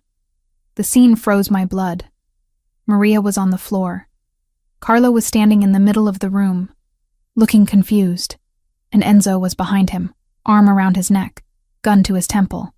3 Albanian mercenaries stood by the back door. "Drop it, Marco!" Enzo shouted. Marco lowered his rifle slowly. His face was a mask of rage. "Let him go," Marco said calmly. "He's an old man. He's your weakness," Enzo spat. "I told them to kill the wolf, take the cub, or the old dog." Enzo sneered at me. "And you brought the girlfriend, 2 for the price of 1. Let them go and I let you walk," Marco offered. "I'm already walking," Enzo laughed, backing toward the door. "And I'm taking him." Marco was trapped. He couldn't shoot. Enzo was too well covered by Carlo. I looked at the counter near Enzo. There was a can of high-pressure oven cleaner next to the stove Maria had been using. The burner was still lit. I looked at Marco. A microscopic nod. "Enzo!" I screamed. He flinched, glancing at me. I grabbed the can and hurled it at the open flame. Boom! The can exploded in a ball of chemical fire. Enzo jerked back. Marco lunged. He covered the distance instantly, tackling Enzo away from Carlo. The gun went off into the ceiling. "Run, Chloe, get him out!" Marco roared, grappling with Enzo. The mercenaries opened fire. I dove for Carlo, dragging him behind the marble island. "Come on, Carlo," I sobbed, pulling him toward the pantry. "Marco is fighting," Carlo said. "Marco is busy." I shoved him into the pantry. I looked back. Marco was beating Enzo, but the mercenaries were advancing. Marco was exposed. "Marco!" I screamed. He rolled off Enzo, grabbed his rifle and fired. 1 mercenary dropped. Ricci burst in, engaging the second, but the 3rd mercenary had a clear shot at Marco's back. I didn't have a gun. I grabbed the cast iron skillet from the counter. I ran. The mercenary didn't see me. I swung the heavy pan with everything I had. It connected with his helmet. Clang. He stumbled, turning to me with shock. He raised his rifle at my chest. I froze. Bang! His head snapped back. He crumpled. Marco stood there, his rifle smoking. He had shot the man over my shoulder. He looked at me, then at the frying pan. "Get in the pantry!" he roared. I scrambled back, diving in with Carlo. Marco followed, locking the heavy steel door. Silence. We were trapped in a 6x6 room. Marco slid down the door, chest heaving, covered in blood. He looked at me, clutching the pan. He started to laugh. A dark, jagged sound. "A frying pan," he wheezed. "You attacked a hitman with a frying pan." "It was heavy," I defended, shaking. Marco pulled me toward him, pressing his forehead against mine. "You are insane, and you are the only reason I am breathing." I dropped the pan and buried my face in his vest. "Is Enzo dead?" "Not yet," Marco growled. "But he will be." He pulled back, looking at Carlo, who was sitting on a sack of flour eating his ice cream. "We wait for backup," Marco said. "Then I finish this." He touched my face. "And then, I am going to build a wall around you so high not even God can see over it." "I don't want a wall, Marco," I whispered. "I want a weapon." He stared at me, the fire in his eyes burning bright.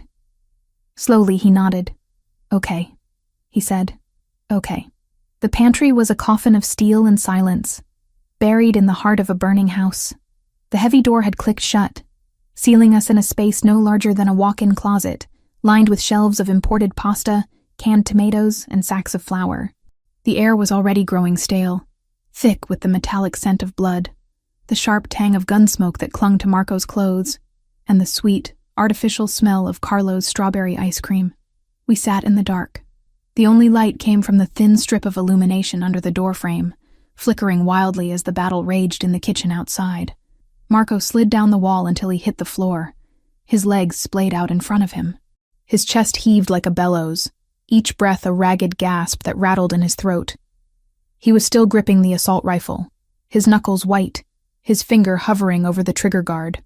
"Check him," Marco rasped, tilting his head toward the corner where I had shoved Carlo. "Is he hit?" I crawled over the cold tile, my knees scraping against the grit of spilled sugar and broken glass that had made it inside with us. "Carlo?" I whispered, my hands trembling as I reached out in the gloom. I found his shoulder. He flinched, then relaxed. He was sitting on a 50-pound bag of rice, his legs pulled up to his chest. "The bad man took my spoon," Carlo murmured into the darkness. He sounded small, younger than his years, stripped of the dignity he usually wore like armor. "I know, Carlo. I'm sorry," I said, running my hands over his torso, checking for wetness, for the sticky warmth of blood. His tuxedo jacket was torn, and he was shaking violently, but he seemed whole. "He's okay, Marco, just scared." "Good," Marco breathed. "Good." I turned back to Marco. In the flickering light from under the door, I saw the dark stains spreading across the shoulder of his tactical vest. "You're bleeding," I said, panic spiking in my chest. "Grazed," he dismissed, though his voice was tight with pain. Ricci's shotgun spread. "Friendly fire. It's nothing." "It's not nothing," I insisted, crawling toward him. I reached for the med kit that was mounted on the wall. Marco had told me once that every secure room in the house was stocked. I ripped it open by feel, grabbing a pressure bandage. "Leave it," Marco commanded, catching my wrist. His grip was iron, hot and bloody. "Chloe, stop. We don't have time for first aid." "We're locked in," I argued, trying to pull my hand free. "We have nothing but time until Ricci clears the room, or until Enzo blows the hinges," Marco countered.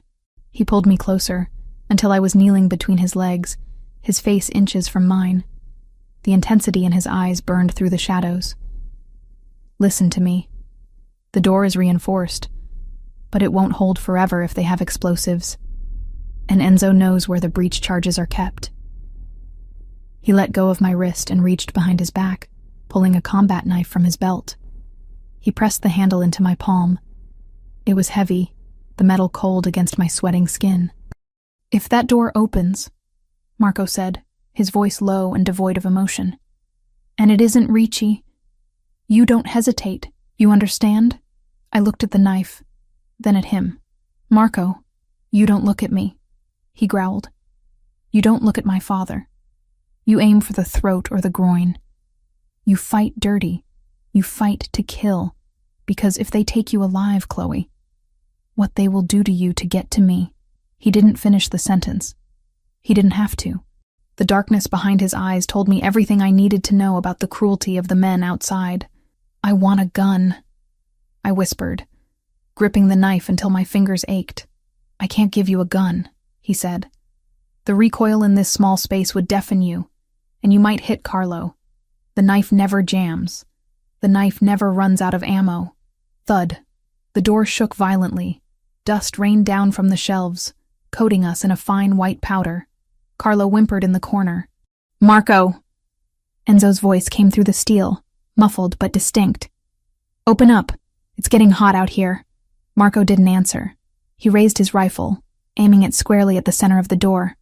"Come on, boss," Enzo shouted, and I heard the manic edge in his voice. The desperation. "The Albanians are pulling back. They left me. Let me in and we can talk. I have intel. I know who paid for the hit." Marco stayed silent. His breathing slowed, becoming rhythmic, controlled. He was a statue of violence waiting to be animated. "Don't listen to him," I whispered. "I'm not," Marco murmured. "I'm counting his rounds. He fired 12 shots in the kitchen. He has 3 left in that clip." Thud. Thud. "Open the goddamn door!" Enzo screamed, kicking the steel. "I have the detonator, Marco. I'll bring the whole ceiling down on us." "He's lying," Marco said to me, though his eyes never left the door. "If he had charges, he would have used them already. He's scared. He's trapped." Suddenly, the gunfire outside intensified. It wasn't the sporadic pop of pistols anymore. It was the heavy, rhythmic thrum of automatic weapons, a different caliber. "Ricci," Marco said, a grim smile touching his lips. We heard screaming. Not the angry shouts of soldiers, but the terrified cries of men who realized they were no longer the hunters. The sound of boots stomping on tile. The wet, sickening crunch of impact. "Clear left," a voice roared. "Sector 4 clear." "Kitchen! Suppressing fire! It was Ricci. Marco! Ricci's voice boomed, close now, right outside the door. Status! Marco didn't lower the rifle. Code black, he shouted back. Confirm secure. Sector secure, Ricci yelled. Hostiles neutralized. 1 prisoner secured. Marco let out a breath that seemed to deflate his entire body. He lowered the weapon, resting his forehead against the barrel for a split second. Open it, Marco commanded. The lock tumbled. The heavy bolts retracted with a groan of metal on metal. The door swung open. The light was blinding. I raised my hand to shield my eyes, blinking against the sudden brightness. The kitchen was a slaughterhouse. The pristine white marble island was chipped and pockmarked with bullet holes. The cabinets were shattered. The air was thick with smoke and the smell of cordite. Bodies lay on the floor. The mercenaries in their tactical gear, twisted in unnatural angles. And in the center of the room, on his knees, was Enzo. He was a wreck. His face was swollen, blood streaming from a broken nose. His hands were zip-tied behind his back. 2 of Marco's security guards stood over him, guns pressed to the back of his head. Enzo looked up as we emerged from the pantry. His eyes found Marco. And for the first time, I saw true terror. Marco stepped out first. He looked like a demon rising from the pit. He was covered in white flour dust and red blood. He limped slightly, favoring his left leg, but his presence filled the room, sucking the oxygen out of the air. I followed him, still clutching the knife. I went straight to the counter, grabbing a bottle of water, my hands shaking so hard I could barely unscrew the cap. I needed to wash the taste of fear out of my mouth. Marco walked over to Enzo. He didn't rush. He moved with a terrifying, deliberate slowness. Marco, Enzo pleaded, blood bubbling on his lips. Marco, listen. They threatened my sister. They said they would kill her kids. I had no choice. Marco stopped 2 feet away. He looked down at the man who had driven his car for 10 years. The man who had eaten Sunday dinner at his table. Everyone has a choice, Enzo, Marco said softly. I can give you names, Enzo stammered, tears cutting tracks through the grime on his face. The Albanian boss, Christo. He's in the warehouse by the docks. I can take you to him. Just don't kill me. Please. For the old times. Marco tilted his head, considering. He looked at Ricci. Is the sister safe? Marco asked. Ricci nodded grimly. We checked. She's in Florida. Safe. No threats detected. He did it for money, boss. We found the transfer. $2 million in an offshore account. Enzo flinched. The lie hung in the air, exposed and rotting. Marco looked back at Enzo. The sadness in Marco's eyes vanished, replaced by a cold, absolute void. You sold my father for money, Marco said. It wasn't a question. Marco, please. You put a gun to his head, Marco continued, his voice rising, cracking with fury. You used him as a shield. You let strangers into my home to slaughter my family. Marco reached out to the guard on the left. Give me your sidearm. The guard handed over his pistol without hesitation. Enzo started to scream. No, Marco, don't! I'm family, Marco didn't blink. He didn't hesitate. He raised the gun and fired once. Bang! The sound was final. Enzo slumped forward, silence reclaiming the room. I stood by the counter, the water bottle halfway to my mouth. I didn't look away. I watched the life leave Enzo's body. I watched the pool of blood expanding on the expensive tile. I should have been horrified. I should have screamed. The old Chloe, the waitress who worried about tips and textbooks, would have fainted, but that Chloe was gone. She had died the moment she picked up a frying pan and attacked a hitman. I looked at Marco. He stood over the body for a long moment, his chest heaving. Then he engaged the safety on the gun and handed it back to the guard. He turned to me. He saw me watching him. He saw the knife still gripped in my hand. He saw the lack of judgment in my eyes. He walked toward me.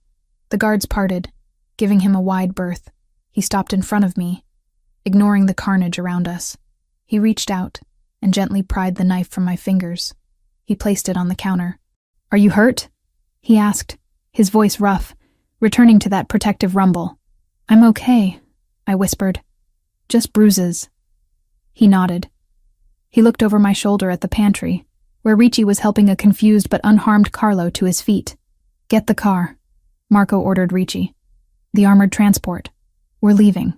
Where to, boss? Ricci asked. The safe house is compromised.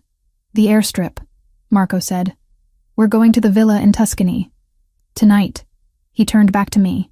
Can you walk? My legs felt like jelly. The adrenaline crash was hitting me hard. I think so. Don't think, Marco said. He bent down and swept me up into his arms. Marco, your shoulder, I protested, trying to hold my weight so I wouldn't press against his wound. I don't feel it, he said. He carried me out of the kitchen, stepping over the debris, stepping over the past. He carried me through the ruined hallway, out the front door where the cold night air hit us like a slap. The driveway was filled with more cars. Police sirens wailed in the distance, getting closer. The cops are coming, I murmured, resting my head against his good shoulder. Let them come, Marco said, walking toward the waiting armored truck. My lawyers will handle them. By the time they get a warrant, we will be over the Atlantic. He placed me in the back of the truck, wrapping a thick blanket around me. He sat down next to me, signaling for Ricci to load Carlo. As the heavy doors slammed shut, sealing us in once again, Marco took my hand. His fingers were stained with blood. His, Enzo's, mine. He brought my hand to his lips, kissing the knuckles. You asked for a weapon, he said quietly, his dark eyes locking onto mine. I did. You are the weapon, Chloe, he said, a strange mix of awe and fear in his voice. I thought I was bringing a lamb into the wolf's den, but I brought a lioness. I looked at our joined hands. The blood didn't scare me anymore. It was just a color. Teach me, I said. When we get to Italy, teach me how to shoot. Teach me how to fight. I never want to feel helpless again. Marco squeezed my hand. I will teach you everything. And then, we will come back. And we will burn the rest of them down together. The engine roared to life. We moved forward, leaving the burning house behind, heading toward a new world, a world where I wasn't just a survivor. I was a partner, and God help anyone who tried to hurt us now. The sun in Tuscany was different from the sun in Chicago. It didn't struggle to pierce through smog or reflect harshly off steel skyscrapers. Here, it was heavy, golden, and relentless, baking the ancient stone of the villa and drawing out the scent of rosemary and dry earth. We had been here for 2 weeks, 14 days of silence, healing, and preparation. The villa sat atop a hill surrounded by miles of olive groves and vineyards. It was beautiful, a postcard fantasy of Italian life, but I knew better. I knew that the perimeter was lined with motion sensors. I knew that the gardeners tending the cypress trees carried semi-automatic weapons under their work clothes. And I knew that the man pacing the terrace above me was not on vacation. I sat on a stone bench near the fountain, stripping the magazine from a Glock 19. My hands, once rough from dishwater and sanitizer, were now calloused in different places. The pad of my index finger was hard. The skin between my thumb and forefinger was toughened from the recoil. Faster! Marco's voice drifted down from the balcony. I didn't look up. I slammed the magazine back in, racked the slide, and leveled the weapon at the paper target tacked to an olive tree 20 yards away. Crack, crack, crack. 3 holes appeared in the center mass of the silhouette. Tight grouping. Lethal.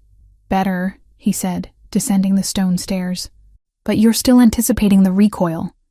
You're dipping the barrel. Marco walked into the sunlight. He looked healthier than he had when we dragged ourselves onto the private jet in Chicago. The gray pallor was gone, replaced by a deep tan. But he still favored his left shoulder, where the bullet had grazed him. He wore a loose linen shirt, unbuttoned at the top, revealing the fresh, angry pink scar that marred his skin. A permanent reminder of the kitchen, the pantry, and the price of survival. He stopped behind me, his chest pressing lightly against my back. He reached around, his large hands covering mine on the grip of the gun. The heat of him was distracting, a gravitational pull that I had stopped trying to resist. Relax your shoulders, he murmured against my ear. You're tense. If you're tense, you miss. And if you miss, I die, I finished for him. We die, he corrected. He adjusted my grip, his fingers rough and warm. Feel the weapon. It's not a tool separate from you. It's an extension of your arm. Point it like you would point your finger. I exhaled, letting my body melt back into his. For a moment, we just stood there, wrapped in the violent intimacy of the lesson. This had become our routine. Mornings were for strategy. Marco on encrypted calls with Ricci back in Chicago, plotting the reclamation of his empire. Afternoons were for me. He was building the weapon he promised. Again, he commanded, stepping back. I fired until the slide locked back. Empty. Good, he said. Now reload. Blindfolded. I turned to him. You're kidding. Enzo attacked us in the dark, Marco said, his face hardening. The power was cut. Smoke filled the hallway. If you can't manipulate your weapon by feel, you're dead in a low-light environment. Close your eyes. I closed my eyes. I fumbled for the fresh magazine on the bench. The metal was hot from the sun. I found the release, dropped the empty mag, and guided the new one in. It snagged. I cursed softly, adjusted the angle, and slammed it home. I racked the slide. Time? I asked, opening my eyes. 4 seconds, Marco said, checking his watch. Too slow. Ideally, it should be under 2, but it's an improvement. He took the gun from me, engaged the safety, and placed it on the bench. Then he looked at me. Really looked at me. You're tired, he observed. I'm fine. You've been drilling for 4 hours, Chloe. Your hands are shaking. My hands are shaking because I'm angry, I said, wiping sweat from my forehead. Ricci called this morning. I heard you shouting. Marco sighed, running a hand through his dark hair. The movement tugged at his wound, and he winced slightly. Ricci is holding the line, but barely. The Albanians have moved into the Southside territories. They're burning businesses that pay us protection. They're trying to starve us out. Then why are we still here? I demanded. Carlo is safe. He's happy with the nurses you hired. We should be going back. We go back when we are ready, Marco said sharply. Not a moment before. I will not bring you back into a war zone until I know you can survive it. I survived the kitchen, I countered, stepping closer to him. I survived the pantry. You got lucky, he growled. Luck runs out. Skill doesn't. He turned and walked toward the edge of the terrace, looking out over the rolling hills. I followed him. The distance between us, usually filled with training commands or tactical discussions, felt different today, heavier. You're afraid, I said softly. He didn't turn. A leader isn't allowed to be afraid. I'm not talking to the leader. I'm talking to Marco. He gripped the stone railing until his knuckles turned white. I almost lost you, in that hallway. When I saw Enzo raise the gun, my heart didn't just stop, Chloe. It shattered. I have spent my life fearing nothing. I buried my mother. I watched my father fade away. I thought I was immune to loss because I had nothing left to lose. He turned to face me, his eyes dark pools of torment. Then you got in my car, he whispered. And suddenly, I have everything to lose. My breath caught in my throat. The raw vulnerability in his voice was more disarming than any weapon he could have handed me. You won't lose me, I promised. I'm not going anywhere. I'm right here. For now, he said. But Chicago is a meat grinder. Once we go back, this peace ends. The nights on the terrace, the quiet, it all ends. I don't care about the peace, I said, taking his hand. I ran my thumb over the gold signet ring he wore. I care about the man standing next to me. I told you, Marco. I want a weapon, but I also want a partner. You're not fighting alone anymore. He looked down at our joined hands. He pulled me closer, his resistance breaking. You are dangerous, he murmured, his other hand coming up to cut my jaw. More dangerous than the Albanians. They can only kill me. You can destroy me. Then let me, I whispered. He kissed me. It wasn't like the kiss in the hotel, fueled by adrenaline and terror. This was slow, deliberate. It tasted of the sun and the wine we had shared at lunch. It was a claiming, a silent promise made on a Tuscan hilltop. He lifted me up, sitting me on the edge of the stone railing. The drop behind me was 50 feet, but I felt safer in his arms than I had ever felt on solid ground. His hands roamed over my body, memorizing the curves, the muscles I had built over the last 2 weeks. "I want you," he groaned against my neck. "God help me, I have wanted you since the moment you stood in the rain and yelled at my men."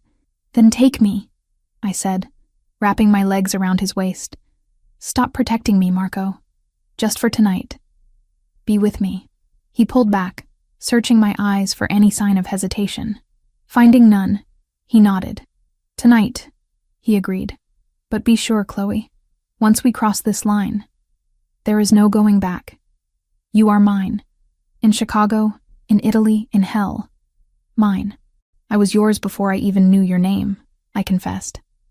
He picked me up effortlessly and carried me inside. The bedroom was cool, the heavy shutters blocking out the afternoon heat. The sheets were white linen, crisp and clean. Marco undressed me with a reverence that made my knees weak. He treated my body like a holy relic, tracing the fading bruise on my arm where I had hit the floor in the pantry, kissing the scar on my knee from childhood. When he finally took off his shirt, I reached out to touch the bandage on his shoulder. "Does it hurt?" I asked. "Not anymore," he rasped. He lowered himself over me, his weight a heavy, comforting blanket. The world outside ceased to exist. There were no Albanians, no FBI, no dying fathers. There was only the friction of skin on skin, the ragged sound of our breathing, and the overwhelming realization that I had found my home in the arms of a monster who treated me like a queen. We moved together with a desperate rhythm, trying to fuse our souls together before the war could tear us apart. When he finally claimed me, I cried out, not in pain, but in release. It was an exorcism of all the fear, all the doubt. Afterward, we lay tangled in the sheets, the room bathed in the orange glow of the setting sun. I rested my head on his chest, listening to the slow, steady thud of his heart. "We have to go back," I said into the silence. Marco tightened his arm around me. "I know. When?" "Ricci says they are planning a final push on Sunday. The feast of San Gennaro. They think we are weak. They think the De Luca family is headless. So we go back for the feast," I said, tracing the line of his jaw. "Yes," Marco said, his voice hardening, the dawn returning to the surface. "We go back. And we remind them why they used to be afraid of the dark." He sat up, the sheet falling to his waist. He looked at me, his expression serious. "There is one more thing," he said, "before we leave." "What?" He reached into the drawer of the bedside table. He pulled out a small black velvet box. My heart skipped a beat. "I didn't buy this," he said, opening it. "My grandfather had it made for my grandmother when he founded the family in America. It has been in a vault for 40 years. Inside sat a ring. It wasn't a delicate modern diamond. It was a massive ruby, dark as blood, surrounded by jagged diamonds that looked like teeth. It was beautiful, ancient, and terrifying. "It's a war ring," Marco explained. "My grandmother wore it during the turf wars of the 80s. She was known as the Iron Matron. She didn't just organize the dinners. She organized the logistics. She was his partner in every sense." He took the ring out of the box. "I am not asking you to be a housewife, Chloe. I am not asking you to sit at home and wait for me to come back alive. I am asking you to stand beside me, to be the queen on the chessboard, to make the hard calls when I cannot." He took my left hand. "Will you take this life?" he asked. "With all its blood and all its sins?" I looked at the ring. It was heavy. It was a shackle, a promise, and a weapon all in one. I thought about my old life. The diner, the eviction notices, the loneliness. Then I looked at Marco, the man who had saved me, and whom I had saved in return. "Put it on," I said. He slid the ring onto my finger. It fit perfectly. The ruby caught the dying light, glowing like a burning coal. "Now," Marco said, kissing the ring. "We are ready." The flight back to Chicago was silent. The private jet cut through the night sky like a knife. I sat across from Marco, polishing the Glock he had given me. My own personal weapon now, engraved with my initials. I wasn't wearing my waitress uniform. I was wearing a black tailored suit that Marco had ordered from Milan. My hair was slicked back. The ruby ring weighed heavy on my hand. Carlo was asleep in the back cabin with his nurse. He was safe. But we were flying into the fire. Ricci is meeting us at the private hangar, Marco said, looking up from his tablet. He has the car ready. The Albanians are gathered at the warehouse district. They are celebrating. They think they have won. They're wrong, I said, snapping the slide of my gun forward. Marco smiled. It was a dark, wolfish smile that promised violence. Yes, he agreed. They are. I looked out the window at the lights of Chicago appearing on the horizon. It looked different from up here. It didn't look like a place of struggle anymore. It looked like a kingdom waiting to be reclaimed. I wasn't Chloe Wells, the poor girl who helped an old man in the rain. Not anymore. I was Chloe DeLuca, and I was coming home to take out the trash. Are you ready? Marco asked as the landing gear deployed with a mechanical thud. I looked at him, feeling the cold steel of the gun against my hip and the warmth of his ring on my finger. Let's go to work, I said. The plane touched down, the tires screeching against the tarmac. We were back, and this time, we weren't running. We were hunting. Chicago in the winter was a beast of a different nature than the rain-soaked city I had known in the fall. The rain washed things away, but the snow buried them. It covered the grime, the blood, and the secrets under a blanket of pristine, blinding white. I stood by the floor-to-ceiling window of the master bedroom suite, watching the flakes drift down onto the estate grounds. The landscape was unrecognizable from the night I had first arrived with my battered suitcase and my fear. The gardens were dormant, the statues capped in white, and the new perimeter fence, 12 feet of wrought iron and hidden sensors, was almost invisible against the gray sky. 3 months. It had been 3 months since we returned from Tuscany, 3 months of learning how to breathe without waiting for the next explosion, of waking up to the sound of birds instead of gunfire, instead of the crunch of boots in gravel. 3 months of Carlo's slow, stubborn recovery and of me finally finishing assignments in the library I used to only dust, my laptop balanced between medical charts and security reports. 3 months since the night that became known in the underworld whispers as the Red Sunday. I looked down at my hand resting on the cold glass. The ruby ring, Marco's grandmother's war ring, still sat on my finger, heavy and unyielding, but next to it, on the same finger, sat a simple band of platinum, a wedding ring. The door behind me opened. I didn't flinch. I didn't reach for the gun strapped to my thigh under my silk robe. I knew the cadence of those footsteps. I knew the weight of them. You're up early, Marco said. His arms came around me from behind, wrapping me in heat and the scent of sandalwood. He kissed the curve of my neck, his stubble grazing my skin. I couldn't sleep, I admitted, leaning back into him. The silence is loud today. That's because the war is over, Chloe, he murmured. You're still waiting for the next bomb to drop, but there are no more bombs. We used them all. He was right. The return to Chicago had been brutal, swift, and absolute. We hadn't hidden. We hadn't negotiated. Marco, backed by Ricci and the Loyalists, had descended on the Albanian faction with the fury of a god scorned. I hadn't stayed in the car. I hadn't been on the front lines. Marco drew the line there, but I had been in the command center, monitoring the feeds, coordinating the extraction teams. I had earned my place at the table not just as the Don's wife, but as his strategist. Christo, the Albanian leader, was gone. His warehouses were ours. The streets were quiet. Is Ricci coming over today? I asked, turning in his arms to face him. Marco looked rested. The dark circles that had haunted him for months were gone. The wound on his shoulder had healed into a silver scar that matched the others on his body. Ricci is handling the port shipment, Marco said, brushing a stray hair from my forehead. Today is not a work day. Today is for us, and for Carlo. My chest tightened slightly. How is he? Lucid, Marco said, a shadow passing over his eyes. The doctor says these moments will become rarer. We should go down. I nodded. I went to the dressing room, a space larger than my entire old apartment, and pulled on a thick wool sweater and trousers. I swapped my silk slippers for heavy boots.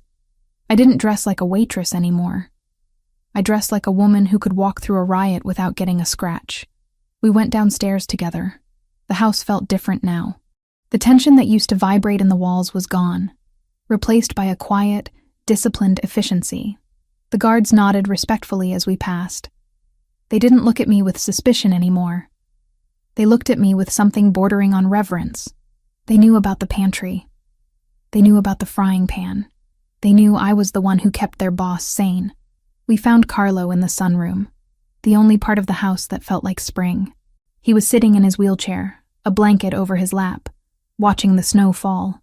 "Papa," Marco said softly. Carlo turned. His eyes, usually cloudy with confusion, were startlingly clear today. It was the terminal lucidity the doctors had warned us about. A final burst of clarity before the final decline. "Marco," Carlo said, his voice weak but steady. "You're late. The light is changing.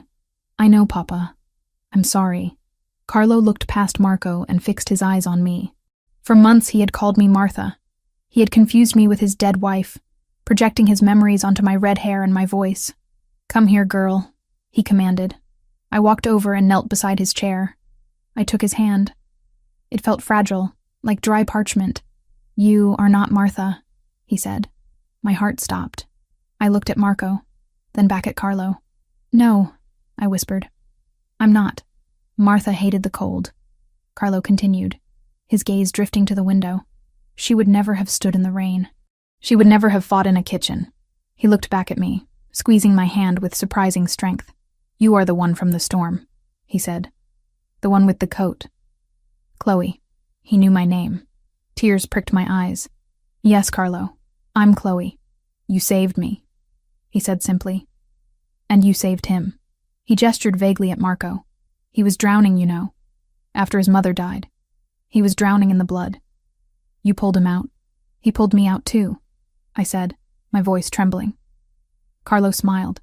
It was a genuine, warm smile that lit up his face. "Good. The house needs a mother. The boys need a mother. It is a hard life, Chloe. A heavy life. But you have strong shoulders." He reached out and patted my cheek. "Take care of the lions," he whispered, his eyes starting to drift again, the fog rolling back in. "And tell the cook. Tell her I want the strawberry ice cream. The good kind." "I will," I promised, a tear escaping and tracking down my cheek. "I'll get it right now." Carlo closed his eyes, his breathing evening out as he slipped back into his dreams. Marco stepped forward and placed a hand on his father's shoulder, then on mine. We stayed there for a long time, watching the old man sleep, silently acknowledging the torch that had just been passed. Carlo had given us his blessing. He had recognized the new order. That afternoon, I found myself in the library, not hiding, but working. I had finished my degree online 2 weeks ago. The diploma was framed on the wall next to a Caravaggio, but my real work was on the desk in front of me. Blueprints.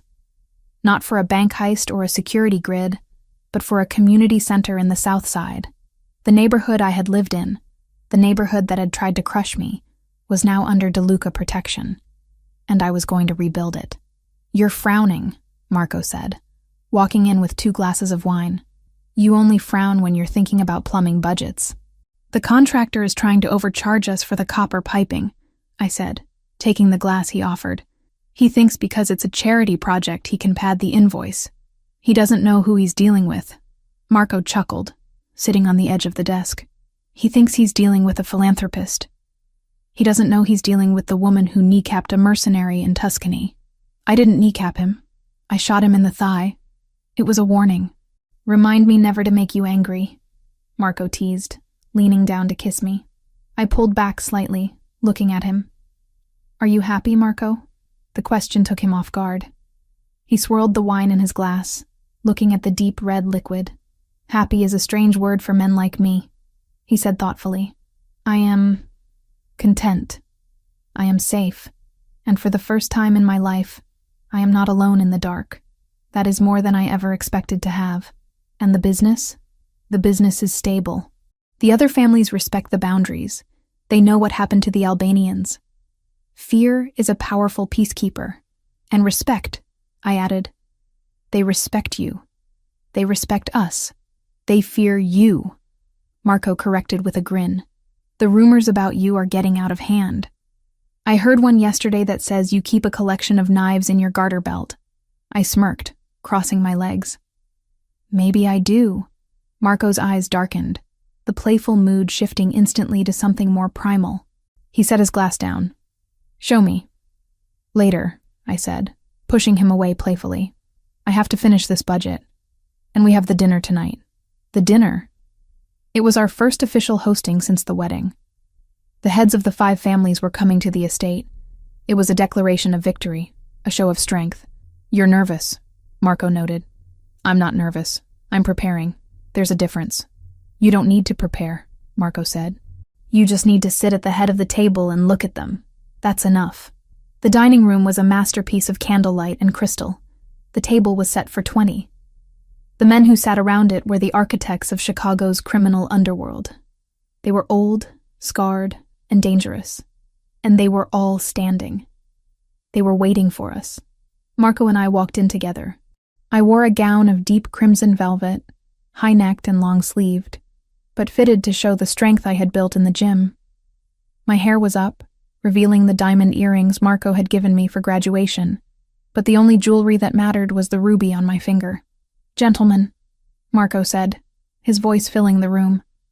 Thank you for coming.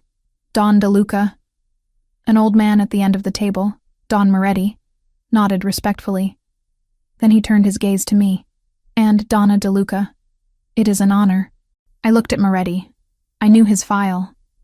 I knew he had doubted Marco's leadership 6 months ago. The honor is ours, Don Moretti, I said, my voice steady and cool. I trust your journey from the north side was smooth. I heard there was construction. Moretti blinked. The construction was a code word for a police sting operation that we had tipped him off about anonymously. It was a power move. I was telling him. We saved you. We know everything. Very smooth, thank you, Moretti said, bowing his head slightly. Marco pulled out my chair at the head of the table, opposite him. I sat. The men sat. Dinner was served. The conversation flowed, touching on territories, shipments, and the new truce. I didn't just listen. I spoke. I offered opinions on logistics. I corrected a misconception about the union contracts. I saw the way they looked at Marco. They weren't looking at him with pity for having a meddling wife. They were looking at him with envy. They realized what he had found, a partner who doubled his strength. As the espresso was served, Marco tapped his spoon against his glass. The room fell silent. A toast, Marco said, standing up. To family. To family, the men echoed. Marco looked down the length of the table at me. He raised his glass. And to the storm, he added softly. I smiled, raising my glass. To the storm. Later that night, after the cars had driven away and the house was quiet again, we walked out into the garden. The snow had stopped, and the moon was high and bright, reflecting off the white drifts. It was freezing, but I didn't feel the cold. I was wearing Marco's coat over my shoulders, just like that first night. We walked to the edge of the property, looking out over the city lights in the distance. Do you remember what you said to me? I asked. In the car. When you told me to get in. I remember every word, Marco said. I asked you why you stopped. And I said because he was scared. I turned to him. I reached up and straightened his collar. You were scared too, Marco. Underneath all the armor. You were terrified of being alone. I was, he admitted. But you fixed that. He pulled me into his arms. We stood there in the snow, the two of us against the world. I used to hate the rain, I whispered. I used to hate the cold. It reminded me of being poor, of being invisible. And now it reminds me of the moment my life started. I looked down at the snow covering my boots. They weren't canvas sneakers with holes in them. They were leather. Solid. Warm. I have a surprise for you, Marco said suddenly. Another weapon? I teased. Better. He reached into his pocket and pulled out a small, folded piece of paper. It looked old, wrinkled. He handed it to me. I unfolded it carefully. It was a receipt from a diner. The Greasy Spoon. Dated November 12th. The timestamp was 11:42 p.m. It was the receipt from the last table I ever served, the one I had walked away from to find Carlo. How? I stared at him. How do you have this? I went back, Marco said. That first week, after I brought you to the house. I went back to the diner. I bought the place. I fired the manager who treated you like trash. And I found this in the trash can where you threw your apron. I looked at the receipt. It was a meaningless scrap of paper to anyone else. But to me, it was the line in the sand, the moment before everything changed. Why did you keep it? I asked, my voice thick with emotion. To remind me, Marco said, pulling me closer. To remind me that miracles happen in the most wretched places, and that sometimes the best thing a man can do is open a door and say, "Get in." I laughed, a sound of pure joy that echoed in the cold night air. Take me home, Marco, I said. He smiled, that rare, genuine smile that he saved only for me. You are home, Chloe. He kissed me, and the world faded away. There was no Mafia, no danger, no past. There was only the snow, the silence, and the man who had taken my hand in the rain and never let go. We walked back toward the house, our footprints mingling in the snow, leaving a trail that led straight to the front door. The lions at the gate watched us pass, silent guardians of the life we had built. I touched the ring on my finger. I touched the gun at my hip. I looked at the man by my side. I was ready for whatever came next. The future was unwritten, but for the first time in my life, I wasn't afraid to pick up the pen. The waitress was gone. The queen had risen. And long live the queen.